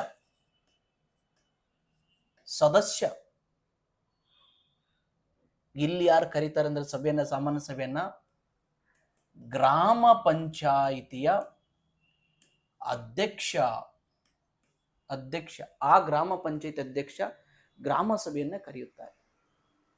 ಹಾಗಾದ್ರೆ ಯಾವಾಗ ಕರಿಬೇಕು ಗ್ರಾಮ ಸಭೆಯನ್ನ? ಕರೆಯೋದು ಯಾವಾಗ? ಕರೆಯೋರು ಯಾರಂತ ಗೊತ್ತಾಯ್ತು, ಸದಸ್ಯ ಕರಿಬೇಕು. ಹಾಗಾದ್ರೆ ಇಲ್ಲಿ 3 ಸಭೆಗಳನ್ನ ಎಷ್ಟು ದಿನಗಳಿಗೊಮ್ಮೆ ಕರಿಬೇಕು? ಎಷ್ಟು ದಿನಗಳಿಗೊಮ್ಮೆ ಕರಿಬೇಕು ಅಂತಂದ್ರೆ, ಗ್ರಾಮ ಜನವಸತಿ ಸಭೆಯನ್ನ ಕನಿಷ್ಠ 6 ತಿಂಗಳಿಗೆ ಒಮ್ಮೆ ಆದ್ರೂ ಕೂಡ ಕರಿಬೇಕು. ಕನಿಷ್ಠ 6 ತಿಂಗಳಿಗೊಮ್ಮೆ. ಸೇಮ್ ಕನಿಷ್ಠ 6 ತಿಂಗಳಿಗೊಮ್ಮೆ. ಸೇಮ್ ಕನಿಷ್ಠ 6 ತಿಂಗಳಿಗೆ ಒಮ್ಮೆ. ಕನಿಷ್ಠ 6 ತಿಂಗಳಿಗೊಮ್ಮೆ ಆದ್ರೂ ಕರೀಲೇಬೇಕು. ಇನ್ನೊಂದು ಸ್ಟೇಟ್ಮೆಂಟ್ ಬಳಸಿದರೆ 6 ತಿಂಗಳಿಗೊಮ್ಮೆ ಕರಿಬೇಕು. ಅದು ಕರೆಯುವುದು ಯಾವಾಗ ಅಂತಂದ್ರೆ, ಗ್ರಾಮ ಸಭೆಯನ್ನ ಕರೆಯುವುದಕ್ಕಿಂತ ಪೂರ್ವದಲ್ಲಿ 1 ತಿಂಗಳು ಮುಂಚೆ. 1 ತಿಂಗಳು ಮುಂಚೆ. ಇನ್ನೇನು 1 ತಿಂಗಳ ಗ್ರಾಮ ಸಭೆ ಕರಿಬೇಕಂದ್ರೆ, ಆಕ್ಚುಲಿ 3 ಸಭೆ ನಮ್ಮಲ್ಲಿ ನಡೆಯೋದು ಬಿಡೇವು, ಆ ಮಾತು ಬೇರೆ. ಗ್ರಾಮ ಸಭೆನೇ, ಗ್ರಾಮ ಪಂಚಾಯತಿ ಸಭೆನೇ ನೋಡಿಲ್ಲ ನಾವು ಇವತ್ತಿಗೂ. ಇನ್ನು ಈ ಸಭೆ ನೋಡೋದು ಬಹಳ ದೂರದ ಮಾತು. ಗ್ರಾಮ ಪಂಚಾಯತಿ ಸಭೆ ನೋಡೋದಿಲ್ಲ, ತಾಲೂಕು ಪಂಚಾಯತ್ ಸಭೆ ನೋಡಿಲ್ಲ, ಇಲ್ಲಿ ಜಿಲ್ಲಾ ಪಂಚಾಯತ್ ಸಭೆಯನ್ನು ನಾವು ನೋಡಿಲ್ಲ ಯಾರು. ಇನ್ನು ಜನವಸತಿ ಸಭಾ ಅಂತ ಕೇಳ್ಬಿಟ್ರೆ ಇನ್ನೂ ಡಿಸಾಸ್ಟ್ರಿಯಸ್ ಅದು. ಎನಿವೆ ಇರಲಿ, ಎಕ್ಸಾಮ್ ಪಾಯಿಂಟ್ ಆಫ್ ವ್ಯೂ ಆದ್ರೂ ಕೂಡ ನಾವು ತಿಳ್ಕೊಳ್ಳೇಬೇಕು. ಇಲ್ಲ ಅಂತಂದ್ರೆ ಮತ್ತೆ ಎಕ್ಸಾಮಲ್ಲಿ ಪಾಸ್ ಆಗೋದಿಲ್ಲ, PDO ಆಗೋದಿಲ್ಲ. ಇಲ್ಲಿ ಎಷ್ಟು ವರ್ಷಗಳ ಅಂದ್ರೆ ಎಷ್ಟು ಅವಧಿ ಒಳಗೆ ಕರಿಬೇಕು ಅಂತಂದ್ರೆ, ಕನಿಷ್ಠ 6 ತಿಂಗಳಿಗೊಮ್ಮೆ 6 ತಿಂಗಳು ಕರಿಬೇಕು. ಹಾಗಾದ್ರೆ ಈ 2 ಸೆಕ್ಷನ್ ಏನ್ ಹೇಳುತ್ತಂದ್ರೆ 6 ತಿಂಗಳು ಕರಿಬೇಕು. ಹೌದು, 6 ತಿಂಗಳು ಕರಿ. ಆದ್ರೆ ಗ್ರಾಮ ಸಭೆಯ ನಡೆಯುವುದಕ್ಕಿಂತ ಪೂರ್ವದಲ್ಲಿ 1 ತಿಂಗಳು, ಇನ್ನೊಂದು ತಿಂಗಳ ಗ್ರಾಮ ಸಭೆ ನಡೆಯುತ್ತಂತಂದ್ರೆ ಅವಾಗ ಇದನ್ನು ಕರಿಬೇಕು ಅಂತ ಹೇಳುತ್ತೆ. 1 ತಿಂಗಳು ಗ್ರಾಮ ಸಭೆಯ ಕರೆಯುವುದಕ್ಕಿಂತ ಪೂರ್ವದಲ್ಲಿ 1 ತಿಂಗಳ ಮುಂಚೆ ಒಟ್ಟು 6, ಅಂದ್ರೆ ವರ್ಷದಲ್ಲಿ 2 ಬಾರಿ ಆದ್ರೂ ಕರಿಲೇಬೇಕು ಅಂತ ಕಾಯ್ದೆ ಹೇಳುತ್ತೆ. ವರ್ಷದಲ್ಲಿ ಎಷ್ಟು ಬಾರಿ? 2 ಬಾರಿ. ಕನಿಷ್ಠ 2 ಬಾರಿ ಆದ್ರೂ ಕೂಡ ಕರಿಲೇಬೇಕು. ಕನಿಷ್ಠ 2 ಬಾರಿ ಆದ್ರೂ ಕೂಡ ಕರಿಲೇಬೇಕು ಅಂತ ಹೇಳುತ್ತೆ. ಕನಿಷ್ಠ 2 ಬಾರಿ ಆದ್ರೂ ಕೂಡ ಈ 3 ಸಭೆಗಳನ್ನ ಕರಿಬೇಕು ಅಂತ ಹೇಳುತ್ತೆ. ಈ 2 ಬಂದಾಗ 1 ತಿಂಗಳು ಅಂತಂದ್ರೆ ಹೇಳಿದ್ನಲ್ವ ನಾನು, ಏನು 1 ತಿಂಗಳ ಗ್ರಾಮ ಸಭೆ, ಇನ್ನೇನು 1 ತಿಂಗಳು ಬಿಟ್ಟು ಕರೀತಾರಂದ್ರೆ ವರ್ಷದಲ್ಲಿ 2 ಬಾರಿ. ಅಂದ್ರೆ ಯಾವಾಗ ಕರಿಬೇಕದನ್ನ? ಗ್ರಾಮ ಸಭೆಯನ್ನು ಇನ್ನು 1 ತಿಂಗಳೊಳಗೆ ನಾವು ಕರಿತೀವಿ ಅಂದಾಗ 1 ತಿಂಗಳ ಮುಂಚೆನೆ ಇದನ್ನ ಮಾಡ್ಕೊಂಡು ಗ್ರಾಮ ಸಭೆ ಕರೀಲಿಕ್ಕೆ ಹೋಗ್ಬೇಕು. ಸೊ ಹಾಗಾಗಿ ಇಲ್ಲಿ ಯಾರು ಕರೆಯುತ್ತಾರೆ ಅನ್ನೋದು ಕ್ಲಿಯರ್ ಆಯ್ತು. ಎಷ್ಟು ತಿಂಗಳಿಗೊಮ್ಮೆ ಅಥವಾ ಎಷ್ಟು ವರ್ಷದಲ್ಲಿ ಎಷ್ಟು ಬಾರಿ ಕರೆಯುತ್ತಾರೆ ಅನ್ನೋದು ಕೂಡ ನಮಗೆ ಕ್ಲಿಯರ್ ಆಯ್ತು. ಹಾಗಾದ್ರೆ ಈ ಸಾಮಾನ್ಯ ಸಭೆಯ ಅಧ್ಯಕ್ಷತೆಯನ್ನ ಯಾರು ವಹಿಸುತ್ತಾರೆ? ಅಧ್ಯಕ್ಷತೆಯನ್ನ ಯಾರು ವಹಿಸ್ತಾರೆ? ಅಧ್ಯಕ್ಷತೆಯನ್ನು ಯಾರು ವಹಿಸಕ್ಕೆ ಅಧಿಕಾರ ಇದೆ? ಹಾಗಾದ್ರೆ ಇಲ್ಲಿ ಜನವಸತಿ ಸಭಾದ ಅಧ್ಯಕ್ಷತೆಯನ್ನ ಆ ಜನವಸತಿ ಸಭೆಯನ್ನ ಪ್ರತಿನಿಧಿಸುವಂತ ಸದಸ್ಯ ಗ್ರಾಮ ಪಂಚಾಯತಿ ಸದಸ್ಯ ಅಂದ್ರೆ ಆ ಜನವಸತಿ ಸಭೆಯನ್ನು ಪ್ರತಿನಿಧಿಸುವಂತ ಸದಸ್ಯ ಅಧ್ಯಕ್ಷತೆಯನ್ನು ವಹಿಸಬೇಕು. ಆ ಜನವಸತಿ ಸಭೆಯನ್ನು ಅಂದ್ರೆ ಆ ವಾರ್ಡ್ ಸಭೆಯನ್ನು ಪ್ರತಿನಿಧಿಸುವಂತ ಸದಸ್ಯ ಇಲ್ಲಿ ಅಧ್ಯಕ್ಷತೆ ವಹಿಸಬೇಕು. ಡೂ ಅಂದ್ರೆ ಸೇಮ್ ಅಂತ, ಸದಸ್ಯ ಅಧ್ಯಕ್ಷತೆ ವಹಿಸಬೇಕು. ಇಲ್ಲಿ ಯಾರು ಅಧ್ಯಕ್ಷತೆ ವಹಿಸಬೇಕು ಆಲ್ರೆಡಿ ಹೇಳಿದೀನಿ. ಕರೆಯೋರು ಯಾರು ಅಧ್ಯಕ್ಷರು ಅಂತಂದ್ರೆ ಇಲ್ಲಿ ಗ್ರಾಮ ಪಂಚಾಯಿತಿಯ ಅಧ್ಯಕ್ಷ ಇಲ್ಲಿ ಅಧ್ಯಕ್ಷತೆಯನ್ನ ವಹಿಸಬೇಕು. ಅಧ್ಯಕ್ಷತೆಯನ್ನ ವಹಿಸಬೇಕು ಯಾರು? ಗ್ರಾಮ ಪಂಚಾಯತಿ ಅಧ್ಯಕ್ಷ. ಈ ಜನವಸತಿಯನ್ನ ಪ್ರತಿನಿಧಿಸುವಂತ ಸದಸ್ಯ, ಈ ವಾರ್ಡನ್ನ ಪ್ರತಿನಿಧಿಸುವಂತ ಸದಸ್ಯ, ಆ ಗ್ರಾಮ ಪಂಚಾಯಿತಿಯ ಅಧ್ಯಕ್ಷರು ಗ್ರಾಮ ಸಭೆಯನ್ನ, ಸದಸ್ಯ ವಾರ್ಡ್ ಸಭೆಯನ್ನ, ಸದಸ್ಯ ವಾರ್ಡ್ ಸಭೆಯನ್ನ ಅಧ್ಯಕ್ಷತೆಯನ್ನ ವಹಿಸ್ಕೋಬೇಕು, ಮೀಟಿಂಗ್ ನಡೆಸಬೇಕು. ಹಾಗಾದ್ರೆ ಇನ್ನೂ ಮುಂದುವರೆದು ಅಧ್ಯಕ್ಷತೆಯನ್ನು ವಹಿಸಿಕೊಳ್ಳಲು ಇವರು ವಿಫಲರಾದ್ರೆ, ಅಧ್ಯಕ್ಷತೆಯನ್ನ ಮೀಟಿಂಗ್ ಜನವಸತಿ ಸಭಾ ಕರೆದ್ರು ಸದಸ್ಯತೆ ಇರ್ಲಿಲ್ಲ ಅಂತಂದ್ರೆ ಅಧ್ಯಕ್ಷತೆ ಯಾರು ವಹಿಸ್ಕೋಬೇಕಂತಂದ್ರೆ ಆ ಜನವಸತಿ ಪ್ರದೇಶದ ಒಬ್ಬ ಮತದಾರ, ಯಾರು? ಒಬ್ಬ ಮತದಾರ ವಹಿಸ್ಕೋಬೇಕು. ಮತದಾರ, ಆ ಜನವಸತಿ ಪ್ರದೇಶದ ಒಬ್ಬ ಮತದಾರ ಅಧ್ಯಕ್ಷತೆ ವಹಿಸ್ಕೋಬೇಕು ಅಂತ ಕಾಯ್ದೆ ಹೇಳ್ತದ. ಈ ಕಡೆ ಬಂದಾಗ ಆ ಸದಸ್ಯ ಇಲ್ಲ ಅಂತಂದ್ರೆ, ಇನ್ ಕೇಸ್ ವಾರ್ಡ್ ಅನ್ನ ಇಬ್ರು ಸದಸ್ಯರು ಪ್ರತಿನಿಧಿಸ್ತಾ ಇದ್ರೆ ಇನ್ನೊಬ್ಬ ಸದಸ್ಯನಿಗೆ ಅವಕಾಶ ಐತಿ, ಅವನು ಒದಿಸ್ಕೋಬಹುದು, ಅವನು ಅಧ್ಯಕ್ಷತೆ ವಹಿಸ್ಕೋಬಹುದು. ಅಲ್ಲಿ ಒಬ್ಬನೇ ಸದಸ್ಯ ಇದ್ದಾನೆ, ಅವನೇ ಬಂದಿಲ್ಲ ಮೀಟಿಂಗಿಗೆ ಅಂತಂತಂದ್ರೆ ಅಲ್ಲಿನೂ ಕೂಡ ಆ ಒಬ್ಬ ಆ ಒಂದು ವಾರ್ಡಿನ ಮತದಾರ ಇಲ್ಲಿ ಅಧ್ಯಕ್ಷತೆಯನ್ನು ವಹಿಸ್ಕೋಬೇಕು. ಅಧ್ಯಕ್ಷತೆಯನ್ನು ವಹಿಸ್ಕೋಬೇಕು. ಹಾಗಾದ್ರೆ ಗ್ರಾಮ ಪಂಚಾಯಿತಿ ಅಧ್ಯಕ್ಷತೆ, ಗ್ರಾಮ ಸಭೆಯನ್ನ ಅಧ್ಯಕ್ಷತೆ ವಹಿಸ್ಕೊಳ್ಳೋರು ಗ್ರಾಮ ಪಂಚಾಯತಿ ಅಧ್ಯಕ್ಷ ಅಂತಿದೆ. ಇನ್ ಕೇಸ್ ಇವರು ಬಂದಿಲ್ಲಪ್ಪ ಅಂತಂದ್ರೆ ಗ್ರಾಮ ಪಂಚಾಯಿತಿಯ ಉಪಾಧ್ಯಕ್ಷ, ಯಾರು? ಗ್ರಾಮ ಪಂಚಾಯಿತಿ ಉಪಾಧ್ಯಕ್ಷರು ಇಲ್ಲಿ ಅಧ್ಯಕ್ಷತೆಯನ್ನು ವಹಿಸಿಕೊಂಡು ಸಭೆಗಳನ್ನು ನಡೆಸಬೇಕು. ಗ್ರಾಮ ಪಂಚಾಯಿತಿ ಉಪಾಧ್ಯಕ್ಷರು ಬಂದಿಲ್ಲ ಅಂತಂದ್ರೆ ಗ್ರಾಮ ಪಂಚಾಯಿತಿ ಒಬ್ಬ ಹಿರಿಯ ಸದಸ್ಯ ವಹಿಸ್ಕೋಬೇಕು. ಗ್ರಾಮ ಪಂಚಾಯಿತಿ ಅಧ್ಯಕ್ಷ, ಗ್ರಾಮ ಪಂಚಾಯತಿ ಅಧ್ಯಕ್ಷನ ಅನುಪಸ್ಥಿತಿಯಲ್ಲಿ ಉಪಾಧ್ಯಕ್ಷ, ಉಪಾಧ್ಯಕ್ಷನ ಅನುಪಸ್ಥಿತಿಯಲ್ಲಿ ಒಬ್ಬ ಗ್ರಾಮ ಪಂಚಾಯತಿ ಯಾವುದೋ ಒಬ್ಬ ಹಿರಿಯ ಸದಸ್ಯ ವಹಿಸ್ಕೋ. ಇಲ್ಲ ಆ ಒಂದು ಗ್ರಾಮದ ಒಬ್ಬ ಪ್ರತಿನಿಧಿಸ್ತಕ್ಕಂಥ ಒಬ್ಬ ಹಿರಿಯ ಸದಸ್ಯ ಆ ಅಧ್ಯಕ್ಷತೆಯನ್ನು ವಹಿಸ್ಕೊಳ್ಳಿಕ್ಕೆ ಅವಕಾಶ ಮಾಡಿ ಕೊಟ್ಟಿದೆ. ಹಾಗಾದರೆ ಒಂದು ವೇಳೆ ಜನವಸತಿ ಸಭೆಯನ್ನ ಕರೆಯಲು ವಿಫಲರಾದರೆ, ಇಲ್ಲಿ ಜನವಸತಿ ಸಭೆಯನ್ನ ಕರೆಯಲು ವಿಫಲರಾದರೆ ಯಾರು ಕರಿಬೇಕು, ದಂಡ ಯಾರು ಕೊಡಬೇಕು ಅಂತಿದೆ. ಒಂದ್ ವೇಳೆ ಜನವಸತಿ ಸಭೆಯನ್ನ ಪ್ರತಿನಿಧಿಸುವ ಸದಸ್ಯ ಕರೆಯಲು ವಿಫಲರಾದರೆ ಗ್ರಾಮ ಪಂಚಾಯಿತಿಯ PDO ಅಥವಾ ಕಾರ್ಯದರ್ಶಿ ಜನವಸತಿಯ ಮೀಟಿಂಗ್ ಅನ್ನು ಕರಿಬೇಕು. ಒಬ್ಬ ಮತದಾರರಿಗೆ ಅಧ್ಯಕ್ಷತೆ ವಹಿಸಿಕೊಳ್ಳಕ್ಕೆ ಅವಕಾಶ ಕೊಡಬೇಕು. ಹಾಗಾದ್ರೆ ಕರೀದ ಇದ್ದಕ್ಕಾಗಿ ಇಲ್ಲಿ ಯಾವ ಆ ಜನವಸತಿ ಪ್ರತಿನಿಧಿಸುವಂತ ಸದಸ್ಯನಿಗೆ ಯಾವುದೇ ದಂಡವನ್ನ ಕಾಯ್ದೆ ವಿಧಿಸಿಲ್ಲ ಇಲ್ಲಿ. ಹಾಗಾದ್ರೆ ವಾರ್ಡ್ ಸಭೆಗೆ ಬಂತಂದ್ರೆ ಆ ವಾರ್ಡ್ ಅನ್ನ ಪ್ರತಿನಿಧಿಸುವಂತ ಸದಸ್ಯ ಕರೆಯಲು ವಿಫಲರಾದರೆ ಇಲ್ಲಿನೂ ಕೂಡ PDO ಅಥವಾ ಗ್ರಾಮ ಪಂಚಾಯಿತಿಯ ಕಾರ್ಯದರ್ಶಿ ಆ ವಾರ್ಡ್ ಸಭೆಯನ್ನು ಕರಿಬೇಕು. ಕರೀದೇ ಇರುವುದಕ್ಕಾಗಿ ಯಾರು? ಗ್ರಾಮ ಸಭೆ ಅಂದ್ರೆ ವಾರ್ಡ್ ಸಭೆಯನ್ನ ಕರೀದೇ ಇರತಕ್ಕಂಥ ಆ ವಾರ್ಡ್ ಪರಿಷತ್ ಸದಸ್ಯನ ಮೇಲೆ 100 ರೂಪಾಯಿ, ಎಷ್ಟು? 100 ರೂಪಾಯಿ. ಇದೇನು ಕಪ್ ಚಾ ಕುಡಿದ್ರೆ ಹೋಗುತ್ತಂದ್ರೆ ಹಂಗಿರಲ್ಲ, ಅದು ಕಾಯ್ದೆ, ದಂಡವೇ. 100 ರೂಪಾಯಿ ದಂಡವನ್ನ ಸಂಬಂಧಪಟ್ಟಂತ ವಾರ್ಡ್ ಸಭೆದ ಸದಸ್ಯನಿಗೆ ವಿಧಿಸಿ ಆ 100 ರೂಪಾಯಿಯನ್ನ ಗ್ರಾಮ ಪಂಚಾಯಿತಿಯ ನಿಧಿಗೆ ಜಮೆ ಮಾಡಬೇಕು.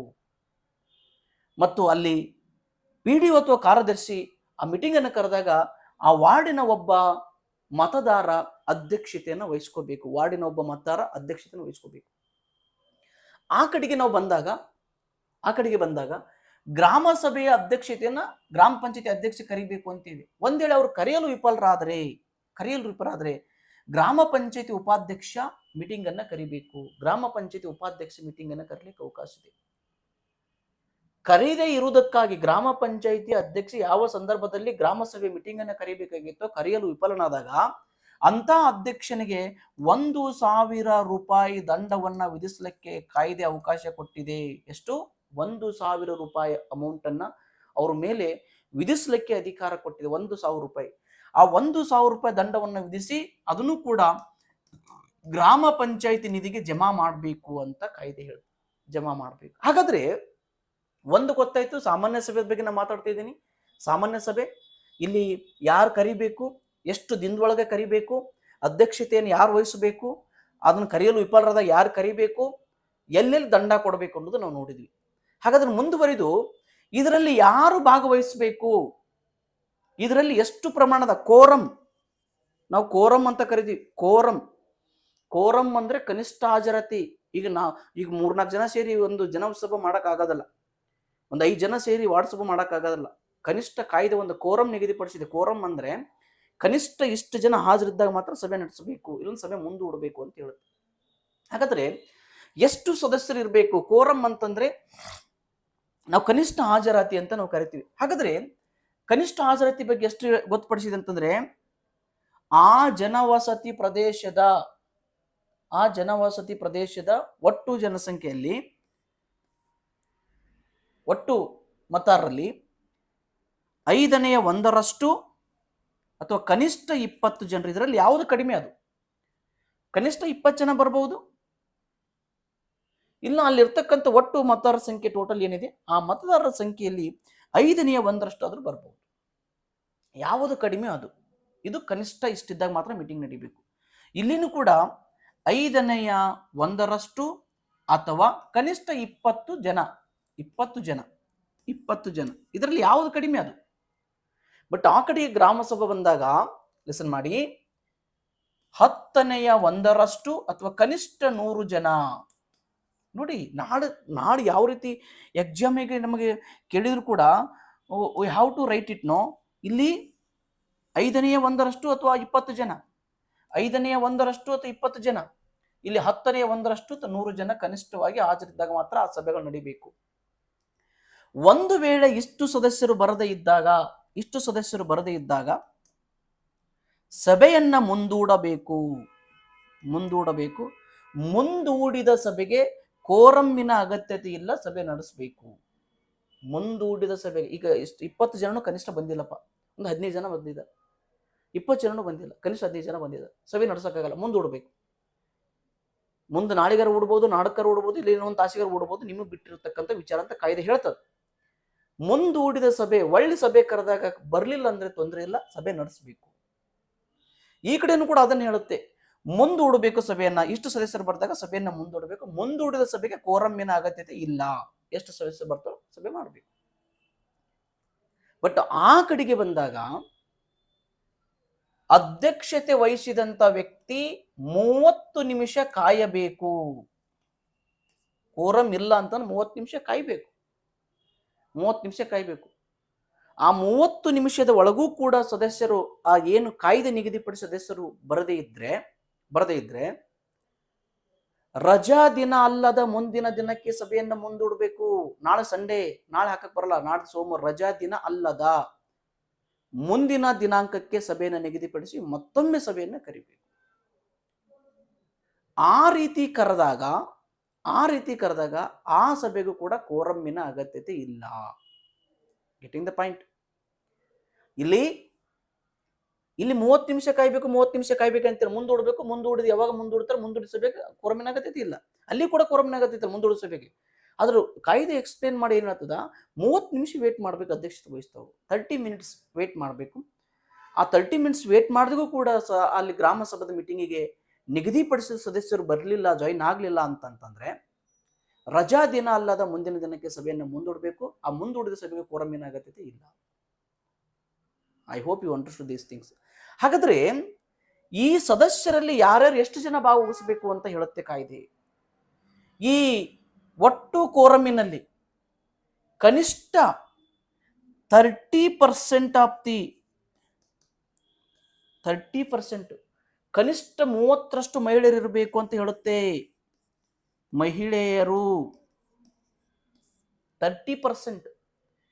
ಇದರಲ್ಲಿ ಕೂಡ ಭಾಗವಹಿಸಿರ್ತಕ್ಕಂಥ ಸದಸ್ಯರಲ್ಲಿ ಕನಿಷ್ಠ 30% ಮಹಿಳೆಯರು ಇರಬೇಕು. ಕನಿಷ್ಠ 30% ಮಹಿಳೆಯರು ಇರಬೇಕು. ಮಹಿಳೆಯರು ಆ ಕಡೆಗೆ ಭಾಗವಹಿಸಿರ್ತಕ್ಕಂಥ ಒಟ್ಟು ಸದಸ್ಯರಲ್ಲಿ ಕನಿಷ್ಠ 30% ಮಹಿಳೆಯರಿರಬೇಕು ಅಂತ ಹೇಳುತ್ತೆ. ಮಹಿಳೆಯರು 3 ಕಡೆಗೆ 30% ಮಹಿಳೆಯರು ಇರಬೇಕು ಅಂತ ಹೇಳಿ. ಹಾಗಾದ್ರೆ ಇನ್ನೊಂದು ಕಾಯ್ದೆ ಹೇಳ್ತದ, ಈ ಭಾಗವಹಿಸಿರ್ತಕ್ಕಂಥ ಜನರಲ್ಲಿ 30% ಈ 20 ಜನ ಅಂದ್ರೆ 6 ಜನ, 20 ಜನ 6 ಜನ, 100 ಜನ ಅಂತ 30% ಅಂತಂದ್ರೆ 33 ಜನ, ಕನಿಷ್ಠ ಅಷ್ಟು ಜನ ಮಹಿಳೆಯರು ಇರಬೇಕು. ಹಾಗಾದ್ರೆ ಇನ್ನೊಂದು ಕಾಯ್ದೆ ಹೇಳ್ತದ, SC ST ಜನರ ಬಗ್ಗೆ ಮಾತಾಡ್ತದ, ಪರಿಶಿಷ್ಟ ಜಾತಿ ಪರಿಶಿಷ್ಟ ಪಂಗಡ ಜನರು. ಜನವಸತಿ ಸಭಾದಲ್ಲಿ ಪರಿಶಿಷ್ಟ ಜಾತಿ ಮತ್ತು ಪರಿಶಿಷ್ಟ ಪಂಗಡದ ಜನಸಂಖ್ಯೆ ಎಷ್ಟಿದೆಯೋ ಆ ಜನಸಂಖ್ಯೆಯ ಅನುಪಾತಕ್ಕೆ ಸರಿ ಹೊಂದುವಂತೆ, ಈ ಫಾರ್ ಎಕ್ಸಾಂಪಲ್ ಆ ಜನವಸತಿಯಲ್ಲಿ 200 ಜನಸಂಖ್ಯೆ ಇದೆಪ್ಪ, ಅದರಲ್ಲಿ 100 ಜನ SC ST ಅದಾರ, ಇಲ್ಲಿ 20 ಜನ ಅಂತಂದ್ರೆ 10 ಜನ SC ST ಇರಬೇಕು ಅಂತ ಹೇಳ್ತದ. ಅಂದ್ರೆ ಆ ಜನಸಂಖ್ಯೆಗೆ ಅನುಪಾತಕ್ಕೆ ಆ ಜನವಸತಿ ಪ್ರದೇಶದಲ್ಲಿ ಇರ್ತಕ್ಕಂಥ ಪರಿಶಿಷ್ಟ ಜಾತಿ ಪರಿಶಿಷ್ಟ ಪಂಗಡ ಜನಸಂಖ್ಯೆ ಎಷ್ಟಿದೆಯೋ ಆ ಜನಸಂಖ್ಯೆಗೆ ಅನುಗುಣವಾಗಿ ಭಾಗವಹಿಸುವಿಕೆ ಅನುಪಾತವು ಕೂಡ ಅಷ್ಟೇ ಇರಬೇಕು.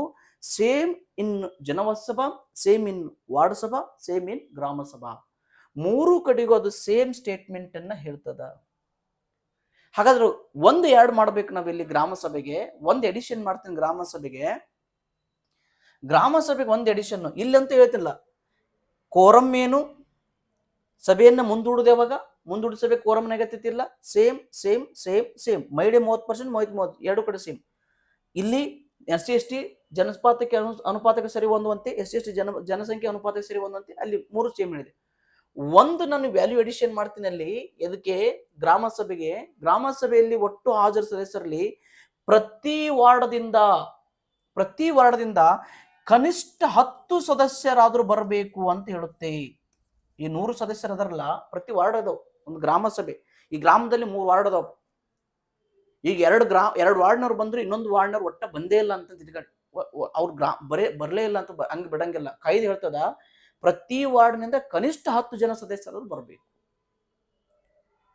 ಆ ಬರದಂತ ಸದಸ್ಯರಲ್ಲಿ ಕನಿಷ್ಠ 30 ಜನ ಮಹಿಳೆಯರಾಗಿರ್ಬೇಕು. ಆ ಗ್ರಾಮ ಸಭೆಯಲ್ಲಿ ಇರ್ತಕ್ಕಂಥ ಒಟ್ಟು ಸದಸ್ಯರಲ್ಲಿ ಮತ್ತು ಗ್ರಾಮದಲ್ಲಿರ್ತಕ್ಕ SC ST ಜನತೆಗೆ ಅನುಪಾತ ಸರಿಯುವಂತೆ SC ST ಇರಬೇಕು ಅಂದ ಮತ್ತೆ ಗ್ರಾಮ ಸಭೆ ಮೀಟಿಂಗ್ ನಡಿಬೇಕು ಅಂತ. ಈ ಕಾಯ್ದೆ ಪ್ರಕಾರ ನಾವು ಯಾವಾಗ ನೋಡ್ತೀವೋ ಯಾವಾಗ ಮಾಡಿದೀವೋ ಭಗವಂತಗ ಗೊತ್ತು. ಇರ್ಲಿ, ಇಲ್ಲಿ ಜನವಸತಿ ಸಭಾ, ವಾರ್ಡ್ ಸಭಾ, ಗ್ರಾಮ ಸಭಾದ ಬಗ್ಗೆ ನಾನು ಮಾತಾಡ್ತಾ ಇದ್ದೀನಿ, ಎಷ್ಟು ಸದಸ್ಯರ ಸಂಖ್ಯೆ ಇರಬೇಕು ಅಂತಕ್ಕಂಥದ್ದು. ಹಾಗಾದ್ರೆ ನೆಕ್ಸ್ಟ್ ನಿಮಗೆ ಗೊತ್ತಾಯ್ತು ಎಷ್ಟು ಸದಸ್ಯರ ಸಂಖ್ಯೆ ಭಾಗಿಸ್ಬೇಕು, ಇಷ್ಟರ ಸದಸ್ಯರ ಸಂಖ್ಯೆ ಭಾಗಿಸ್ಬೇಕು, ಯಾರು ಅಧ್ಯಕ್ಷತೆ ವಹಿಸಬೇಕು, ಯಾರು ದಂಡ ಕಟ್ಟಬೇಕು, ಇದೆಲ್ಲ ಕೂಡ ನಿಮ್ಮಲ್ಲಿ ಕ್ಲಿಯರ್ ಆಗ್ತಾ ಬಂತು. ಹಾಗಾದ್ರೆ ನೆಕ್ಸ್ಟು ನಾನು ಮಾತಾಡ್ತಿರ್ತಕ್ಕಂಥದ್ದು ಯಾವುದು ಅಂತಂದ್ರೆ, ಇಲ್ಲಿ ನಾನು ಸಾಮಾನ್ಯ ಸಭೆಗಳ ಬಗ್ಗೆ ನಾನು ಮಾತಾಡ್ತಾ ಇದ್ದೀನಿ. ಸಾಮಾನ್ಯ ಸಭೆ. ಹಾಗಾದ್ರೆ ಇನ್ನೊಂದು ವಿಶೇಷ ಸಭೆ ಅಂತ ಬರ್ತದ. 3 ರೀತಿ ಸಭೆ ಬರ್ತಾವು, ಇದು ವೆರಿ ಇಂಪಾರ್ಟೆಂಟ್. ಒಂದು general meetings, special meetings, emergency meetings. ಏನು ಎಮರ್ಜೆನ್ಸಿ ಮೀಟಿಂಗ್ಸ್? ಜನರಲ್ ಮೀಟಿಂಗ್ ಸಾಮಾನ್ಯ ಸಭೆಗಳು, ಸ್ಪೆಷಲ್ ಮೀಟಿಂಗ್ ವಿಶೇಷ ಸಭೆಗಳು, ಎಮರ್ಜೆನ್ಸಿ ಮೀಟಿಂಗ್ಸ್ ತುರ್ತು ಸಭೆಗಳು ಅಂತ 3 ಸಭೆಗಳು ಅದಾವಿಲ್ಲಿ. ನಾನು ಇಷ್ಟೊತ್ತನ್ನು ಮಾತಾಡಿದ ಜನರಲ್ ಮೀಟಿಂಗ್, ಸಾಮಾನ್ಯ ಸಭೆಗಳ ಬಗ್ಗೆ ನಾನು ಮಾತಾಡಿದೆ. ಹಾಗಾದ್ರೆ ನೆಕ್ಸ್ಟ್ ಸ್ಪೆಷಲ್ ಮೀಟಿಂಗ್, ವಿಶೇಷ ಸಭೆಯನ್ನ ಕರೀಲಿಕ್ಕೆ ಕಾಯ್ದೆ ಹೇಳ್ತದ, ವಿಶೇಷ ಸಭೆಯನ್ನು ಕರೀಲಿಕ್ಕೆ. ಹಾಗಾದ್ರೆ ಏನು ಪ್ರಯೋಜನ ಇದೆ ವಿಶೇಷ ಸಭೆಗೆ ಸಂಬಂಧಪಟ್ಟಾಗ? ಅದನ್ನ ಯಾರು ಕರೀತಾರೆ, ಯಾರು ಕರೀಬಹುದು ಅಂತಕ್ಕಂಥದ್ದು ನೋಡಿ. ವಿಶೇಷ ಸಭೆಗೆ ಸಂಬಂಧಪಟ್ಟಂತೆ ನಾನು ಚರ್ಚೆ ಮಾಡ್ತಾ ಬರ್ತೀನಿ ಇಲ್ಲೇನೆ. ವಿಶೇಷ ಸಭೆಗೆ ಸಂಬಂಧಪಟ್ಟಂತೆ ಮತ್ತೆ ಒಳ್ಳೆ ಆ ಕಡೆ ಕಾಲ ಟೈಮ್ ತಗೊಳ್ತದ, ಮತ್ತೊಂದರಲ್ಲಿ ಹಾಕ್ತೀನಿ. ಹಾಗಾದ್ರೆ ವಿಶೇಷ ಸಭೆಗೆ ಸಂಬಂಧಪಟ್ಟಂತೆ ಕರೆಯೋರು ಯಾರು ಅಂತಂದ್ರೆ, ಆ ಜನವಸತಿ ಸಭಾದ ಕನಿಷ್ಠ 10ರಷ್ಟು ಸದಸ್ಯರು. ಎಷ್ಟು? ಕನಿಷ್ಠ 10ರಷ್ಟು ಸದಸ್ಯರು. 10ರಷ್ಟು, ಕನಿಷ್ಠ 10ರಷ್ಟು, ಕನಿಷ್ಠ 10ರಷ್ಟು ಬರಹ ಮೂಲಕ ಕೋರಿದಾಗ, ಯಾರಿಗೆ ಕೋರಿದಾಗ? PDO ಅಥವಾ ಕಾರ್ಯದರ್ಶಿ, PDO ಅಥವಾ ಕಾರ್ಯದರ್ಶಿ, ಅಧ್ಯಕ್ಷ ಅಥವಾ ಉಪಾಧ್ಯಕ್ಷ ಅಥವಾ PDO. ಬರಹದ ಮೂಲಕ ಆ ಜನವಸತಿ ಸಭೆದ ಕನಿಷ್ಠ 10ರಷ್ಟು ಸದಸ್ಯರು, ಆ ವಾರ್ಡ್ ಸಭಾದ ಕನಿಷ್ಠ 10 ಸದಸ್ಯರು, ಆ ಗ್ರಾಮ ಸಭಾದ ಕನಿಷ್ಠ 10ರಷ್ಟು ಸದಸ್ಯರು, ಶೇಕಡ 12 ಸದಸ್ಯರು ಬರಹದಲ್ಲಿ ಕೋರಿದಾಗ, PDOಗೆ ಕಾರ್ಯದರ್ಶಿ, PDOಗೆ ಕೋರಿದಾಗ ಒಂದು ವಿಶೇಷ ಸಭೆಯನ್ನ ಕರೀಲಿಕ್ಕೆ ಅವಕಾಶ ಇದೆ. ಇಲ್ಲಿ ವಿಶೇಷ ಸಭೆಯನ್ನ ಕರೀಲಿಕ್ಕೆ ಅವಕಾಶ ಇದೆ. ಹಾಗಾದ್ರೆ ಕಾಯ್ದೆ ಒಂದು ನಿರ್ಬಂಧ ವಿಧಿಸಿದೆ. ಒಂದು ವಿಶೇಷ ಸಭೆಯಿಂದ ಮತ್ತೊಂದು ವಿಶೇಷ ಸಭೆ ಅಂದ್ರೆ 3 ತಿಂಗಳಲ್ಲಿ, ವೆರಿ ಇಂಪಾರ್ಟೆಂಟ್, 3 ತಿಂಗಳಲ್ಲಿ 3 ತಿಂಗಳಲ್ಲಿ 3 ತಿಂಗಳಲ್ಲಿ 2 ವಿಶೇಷ ಸಭೆಗಳನ್ನು ಕರೆಯುವಂತಿಲ್ಲ. ಅಂದ್ರೆ ಒಂದು ವಿಶೇಷ ಸಭೆ ಕರೆದ್ವಿ ಅಂತಂದ್ರೆ 3 ತಿಂಗಳಾದ್ರೂ ಗ್ಯಾಪ್ ಇರಬೇಕು. ಅಂದ್ರೆ ಮನಸ್ಸು ಮಾಡಿದ್ರೆ ನಾವು ವರ್ಷದಲ್ಲಿ 3 ವಿಶೇಷ ಸಭೆಗಳನ್ನು ಅಂದ್ರೆ 4 ವಿಶೇಷ ಸಭೆಗಳನ್ನು ಕರಿಬಹುದು. ಕಾಯ್ದೆ 3 ತಿಂಗಳ ಒಳಗೆ 2 ವಿಶೇಷ ಸಭೆಗಳನ್ನು ಕರೆಯಲಿಕ್ಕೆ ಅವಕಾಶ ಇಲ್ಲ. 3 ತಿಂಗಳದಾಗ 1 ಬಾರಿ ಕರೀಲಿಕ್ಕೆ ಅವಕಾಶ ಇದೆ. ಈ ಸಲ ಇವತ್ತು ಕರೆದ್ವಿ ಅಂತಂದ್ರೆ ಮತ್ತೆ 3 ತಿಂಗಳು ಕರೀಲಿಕ್ಕೆ ಅವಕಾಶ ಇಲ್ಲ. ವಿಶೇಷ ಸಭೆಯನ್ನು 3 ತಿಂಗಳು ಆದ ನಂತರ ಮತ್ತೆ ಕರೀಲಿಕ್ಕೆ ಅವಕಾಶ ಇಲ್ಲ. ಕರೆಯೋರು ಯಾರು? ಕಾರ್ಯದರ್ಶಿಯರು ಕರಿಬಹುದು, ಪಿಡಿಯವರು ಕರಿಬಹುದು. ಕಾರ್ಯದರ್ಶಿಯರು ಕರೆಯೋದು, ಪಿಡಿಯವರು ಕರಿಬಹುದು. ಅಧ್ಯಕ್ಷರು ಕರಿಬಹುದು, ಉಪಾಧ್ಯಕ್ಷರು ಕರಿಬಹುದು, ಪಿಡಿಯವರು ಕರಿಬಹುದು. ಯಾರು ಕೋರಿದಾಗ ಸಂಬಂಧಪಟ್ಟಂತ ಜನವಸತಿ, ವಾರ್ಡು, ಗ್ರಾಮ ಸಭಾದ 10% ಸದಸ್ಯರು ಬರಹದಲ್ಲಿ ಕೋರಿದಾಗ, ಇಂಥ ವಿಷಯ ಸಂಬಂಧಪಟ್ಟಂತೆ ಚರ್ಚೆ ಮಾಡ್ಬೇಕಂತ ಕೋರಿದಾಗ ವಿಶೇಷ ಸಭೆಯನ್ನು ಕರೀಲಿಕ್ಕೆ ಕಾಯ್ದೆ ಅವಕಾಶ ಕೊಟ್ಟಿದೆ. ಹಾಗಾದ್ರೆ ಇಲ್ಲಿ ವಿಶೇಷ ಸಂಬಂಧಪಟ್ಟಂತೆ ನೋಡಿ, ಇವು ಇದೇ ಸೆಕ್ಷನ್ 3D ಒಳಗೆ ಬರ್ತದೆ, 3B ಒಳಗೆ ಬರ್ತದೆ. ಬಟ್ ಇಲ್ಲಿ ವಿಶೇಷ ಸಭೆ ಅಂತಕ್ಕಂಥದ್ದು 3G ಒಳಗೆ ಬರುವುದಿಲ್ಲ, 3H ಒಳಗೆ ಬರ್ತದ. ಅದನ್ನು ಮತ್ತೊಂದ್ಸತ ತಗೊಂಡ್ ಬರ್ತೀನಿ. 3H next slide ತಗೊಂಡ್ಬರ್ತೀನಿ. 3H ಇನ್ನು ಬೇರೆ ಬೇರೆ ಸಭೆಯ ಬಗ್ಗೆ ಹೇಳ್ತದೆ, ವಿಶೇಷ ಸಭೆಯ ಬಗ್ಗೆ ಮಾತಾಡ್ತದೆ. ಹಾಗಾದ್ರೆ ಇನ್ನೊಂದು ಸ್ವಲ್ಪ ಮುಂದುವರಿದು ನಾನು ಮತ್ತೊಂದ್ಸತ ಹಾಕಿ ಬಿಡ್ತೀನಿ. ಅದೊಂದು ಸ್ಲೈಡ್ ತುಂಬಿಸೇ ಬಿಡೋಣ. ವಾರ್ಡ್ ಸಭಾ, ಜನವಸ ಸಭಾ, ವಾರ್ಡ್ ಸಭಾ, ಗ್ರಾಮ ಸಭಾ. ಇಲ್ಲಿ 3G, 3D, 3B. ಹಾಗಾದ್ರೆ ನಿಮಗೆ ವಿಶೇಷ ಸಭೆ ಬಗ್ಗೆ ಗೊತ್ತಾಯ್ತು, ಜನರಲ್ ಮೀಟಿಂಗ್ ಗೊತ್ತಾಯ್ತು, ವಿಶೇಷ ಸಭೆ ಗೊತ್ತಾಯ್ತು. ಇಲ್ಲಿ ವಿಶೇಷ ಸಭೆಯನ್ನು ಕರೆದಾಗ ಅಧ್ಯಕ್ಷತೆ ಬಗ್ಗೆ ಇವರೇ ವಹಿಸಬೇಕು ಅಂತ ಕ್ಲಿಯರ್ ಕಟ್ ಆಗಿ ಕಾಯ್ದೆ ಹೇಳಿಲ್ಲ, ಬಟ್ ಕರೀಲಿಕ್ಕೆ ಹೇಳಿದೆ. ಹಾಗಾದ್ರೆ ಇನ್ನೊಂದು ಎಮರ್ಜೆನ್ಸಿ ಮೀಟಿಂಗ್ ಅಂತ ಬರ್ತದೆ. ಎಮರ್ಜೆನ್ಸಿ ಮೀಟಿಂಗ್ ಅಂದ್ರೆ ಏನು? ತುರ್ತು ಸಭೆ ಅಂತ ಕನ್ನಡದಲ್ಲಿ ಕರಿತೀವಿ. ಇಲ್ಲಿ ಎಮರ್ಜೆನ್ಸಿ ಮೀಟಿಂಗ್ ಅನ್ನು ಕೂಡ ಕರೀಲಿಕ್ಕೆ ಕಾಯ್ದೆ ಅವಕಾಶ ಕೊಟ್ಟಿದೆ. ಅಂದ್ರೆ ಪ್ರಕೃತಿ ವಿಕೋಪ, ಅತಿವೃಷ್ಟಿ, ಅನಾವೃಷ್ಟಿ, ಭೂಕಂಪ, ಸುನಾಮಿ, ಯಾವುದೇ ಒಂದು ಪ್ರಕೃತಿ ವಿಕೋಪಗಳಾದಾಗ, ಒಂದು ಡಿಸಾಸ್ಟರ್ಸ್ ಎನ್ವೈರನ್ಮೆಂಟಲ್ ಡಿಸಾಸ್ಟರ್ಸ್ ಆದಾಗ, ಯಾವುದೇ ಒಂದು ವಿಕೋಪ ಸಂಭವಿಸಿದಾಗ, ಅನಾರೋಗ್ಯ ಇರ್ಬೋದು, ಕಾಲರ ಇರ್ಬೋದು, ವಾಂತಿ ಇರ್ಬೋದು, ಬೇದಿ ಇರ್ಬೋದು, ಯಾವುದೇ ಒಂದು ವಿಕೋಪ ಸಂಭವಿಸಿದಾಗ ತುರ್ತು ಸಭೆಯನ್ನ ಕರೀಲಿಕ್ಕೆ ಕಾಯ್ದೆ ಅವಕಾಶ ಕೊಟ್ಟಿದೆ. ಅದು ಎಲ್ಲಿ? 3B ಮತ್ತು 3D, ನಾಟ್ ಇನ್ 3G. ನಾನಂತೂ ಓದಿದೆ, ಎಲ್ಲಿ ಕೂಡ ನನಗೆ ಕಂಡು ಬಂದಿಲ್ಲ. ತುರ್ತು ಸಭೆಯನ್ನ ಕರೀಲಿಕ್ಕೆ ಇಲ್ಲಿ ಅವಕಾಶ ಕೊಟ್ಟಿಲ್ಲ.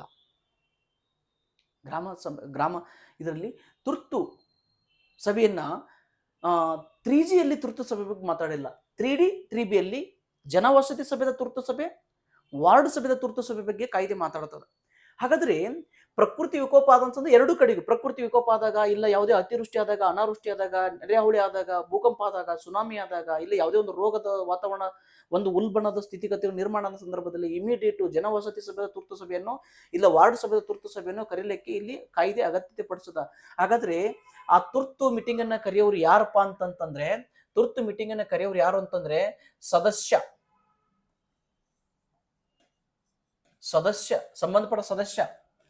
ಸಂಬಂಧಪಟ್ಟಂತ ಸದಸ್ಯ ಕರೀಲಿಲ್ಲ ಅಂತಂದ್ರೆ PDO, ಸದಸ್ಯ ಕರೀಲಿಲ್ಲ ಅಂತಂದ್ರೆ PDO. ಬಟ್ ಇಲ್ಲಿ ಅಧ್ಯಕ್ಷತೆ ವಹಿಸಿಕೊಳ್ಳೋರು ಯಾರು ಅಂತಂದ್ರೆ ವೆರಿ ಇಂಪಾರ್ಟೆಂಟು, ತುರ್ತು ಸಭೆಯ ಅಧ್ಯಕ್ಷತೆ. ಹಾಗಾದ್ರೆ ಈ ತುರ್ತು ಸಭೆಗೆ ಇಡೀ ಗ್ರಾಮ ಪಂಚಾಯಿತಿ ಎಲ್ಲಾ ಸದಸ್ಯರು ಬರಬೇಕು. ಗ್ರಾಮ ಪಂಚಾಯಿತಿಯ ಎಲ್ಲಾ ಸದಸ್ಯರು ಬರಬೇಕು. ಅಧ್ಯಕ್ಷತೆಯನ್ನ ಗ್ರಾಮ ಪಂಚಾಯಿತಿ ಅಧ್ಯಕ್ಷರು ಇದರ ಅಧ್ಯಕ್ಷತೆ ವಹಿಸ್ಕೋಬೇಕು. ಇಲ್ಲಿನೂ ಕೂಡ ಗ್ರಾಮ ಪಂಚಾಯಿತಿ ಅಧ್ಯಕ್ಷತೆಯನ್ನ ವಹಿಸ್ಕೋಬೇಕು. ಅಧ್ಯಕ್ಷ ಇಲ್ಲಂದ್ರೆ ಉಪಾಧ್ಯಕ್ಷ, ಈ ತುರ್ತು ಸಭೆಯ ಅಧ್ಯಕ್ಷತೆಯನ್ನು ವಹಿಸ್ಕೋಬೇಕು, ಮೀಟಿಂಗ್ ನಡೆಸಬೇಕು ಅಂತ ಹೇಳುತ್ತೆ. ಬಟ್ ತುರ್ತು ಸಭೆ ಬಗ್ಗೆ ಆ ಕಡೆಗೆ 3G ಯಾವುದೇ ಪ್ರಕರಣ ಮಾತಾಡಿಲ್ಲ ತುರ್ತು ಸಭೆಗೆ ಸಂಬಂಧಪಟ್ಟಂತೆ. ಹಾಗಾದ್ರೆ ನಾನು 3H ಹೇಳ್ತೀನಿ ಅಂತ ಹೇಳಿದೆ. ನಾನು 3H ಗ್ರಾಮ ಸಭಾದ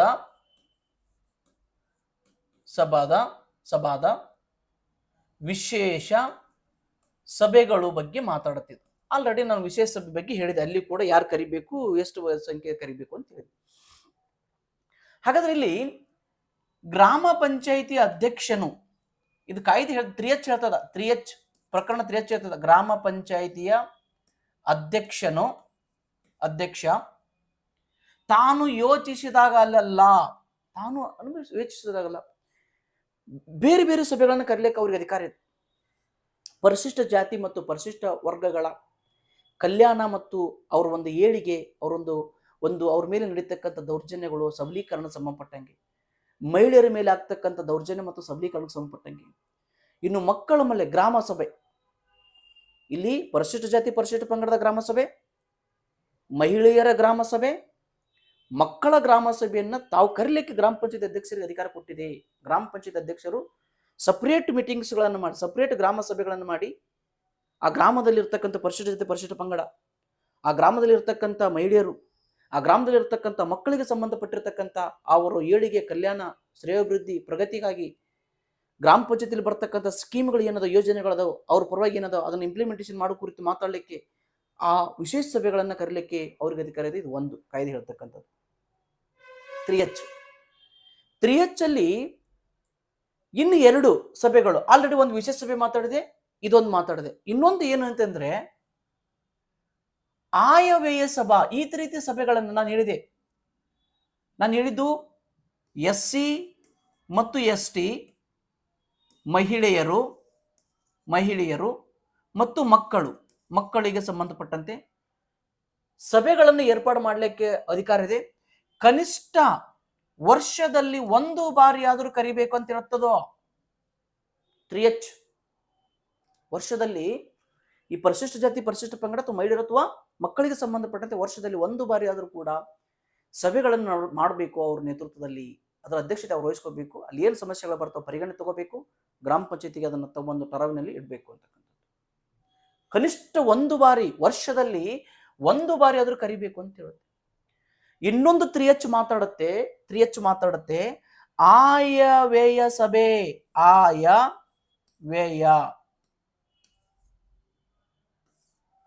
ಗ್ರಾಮ ಪಂಚಾಯಿತಿಯ ಯೋಜನೆ ಮತ್ತು ಹಣಕಾಸಿಗೆ ಸಂಬಂಧಪಟ್ಟಂತೆ ವರ್ಷದಲ್ಲಿ 2 ಬಾರಿ, ವೆರಿ ಇಂಪಾರ್ಟೆಂಟ್, ವರ್ಷದಲ್ಲಿ 2 ಬಾರಿ,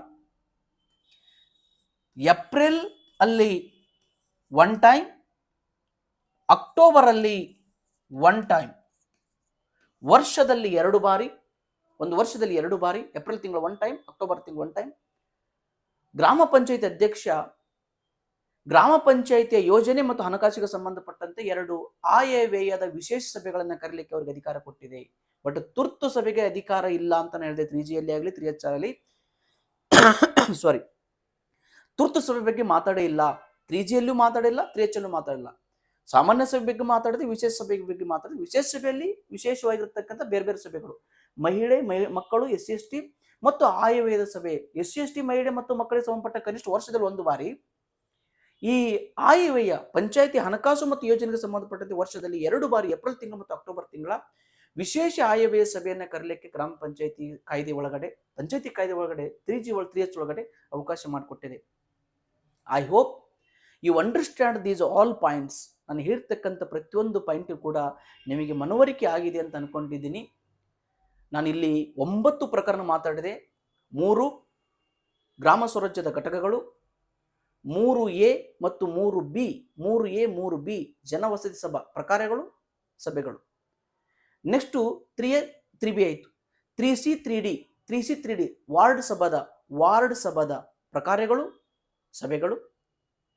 ನೆಕ್ಸ್ಟು 3D ಆದಮೇಲೆ 3EFGH ಇದು ಗ್ರಾಮ ಸಭೆಗೆ ಸಂಬಂಧಪಟ್ಟಂಗೆ ಪ್ರಕಾರಗಳು, ಕಾರ್ಯಗಳು, ಸಭೆಗಳು, ವಿಶೇಷ ಸಭೆಗಳ ಬಗ್ಗೆ ಇವು ಮಾತಾಡ. ಟೋಟಲ್ 9 ಪ್ರಕರಣಗಳು ಗ್ರಾಮ ಸಭಾದ ಅಲ್ಲಿ ಗ್ರಾಮದಲ್ಲಿ ಬರ್ತಕ್ಕಂಥ ಜನವಸತಿ ಸಭಾ, ವಾರ್ಡ್ ಸಭಾ ಮತ್ತು ಗ್ರಾಮ ಸಭಾದ ಮೀಟಿಂಗ್ಗಳ ಕುರಿತು ಯಾರು ಎಷ್ಟು ಹೆಂಗೆ ಭಾಗವಹಿಸ್ಬೇಕು, ಯಾರು ಅಧ್ಯಕ್ಷ ಇದನ್ನು ಬಿಟ್ಟು ಯಾವ ಕ್ವಶನ್ಸ್ ಕೂಡ ಬರಲಿಕ್ಕೆ ಸಾಧ್ಯತೆ ಇಲ್ಲ. ಹಾಗಾದ್ರೆ ಒಂದು 5 ಕ್ವಶನ್ಸ್ ಅನ್ನು ಹಾಕಿದ್ದೀನಿ.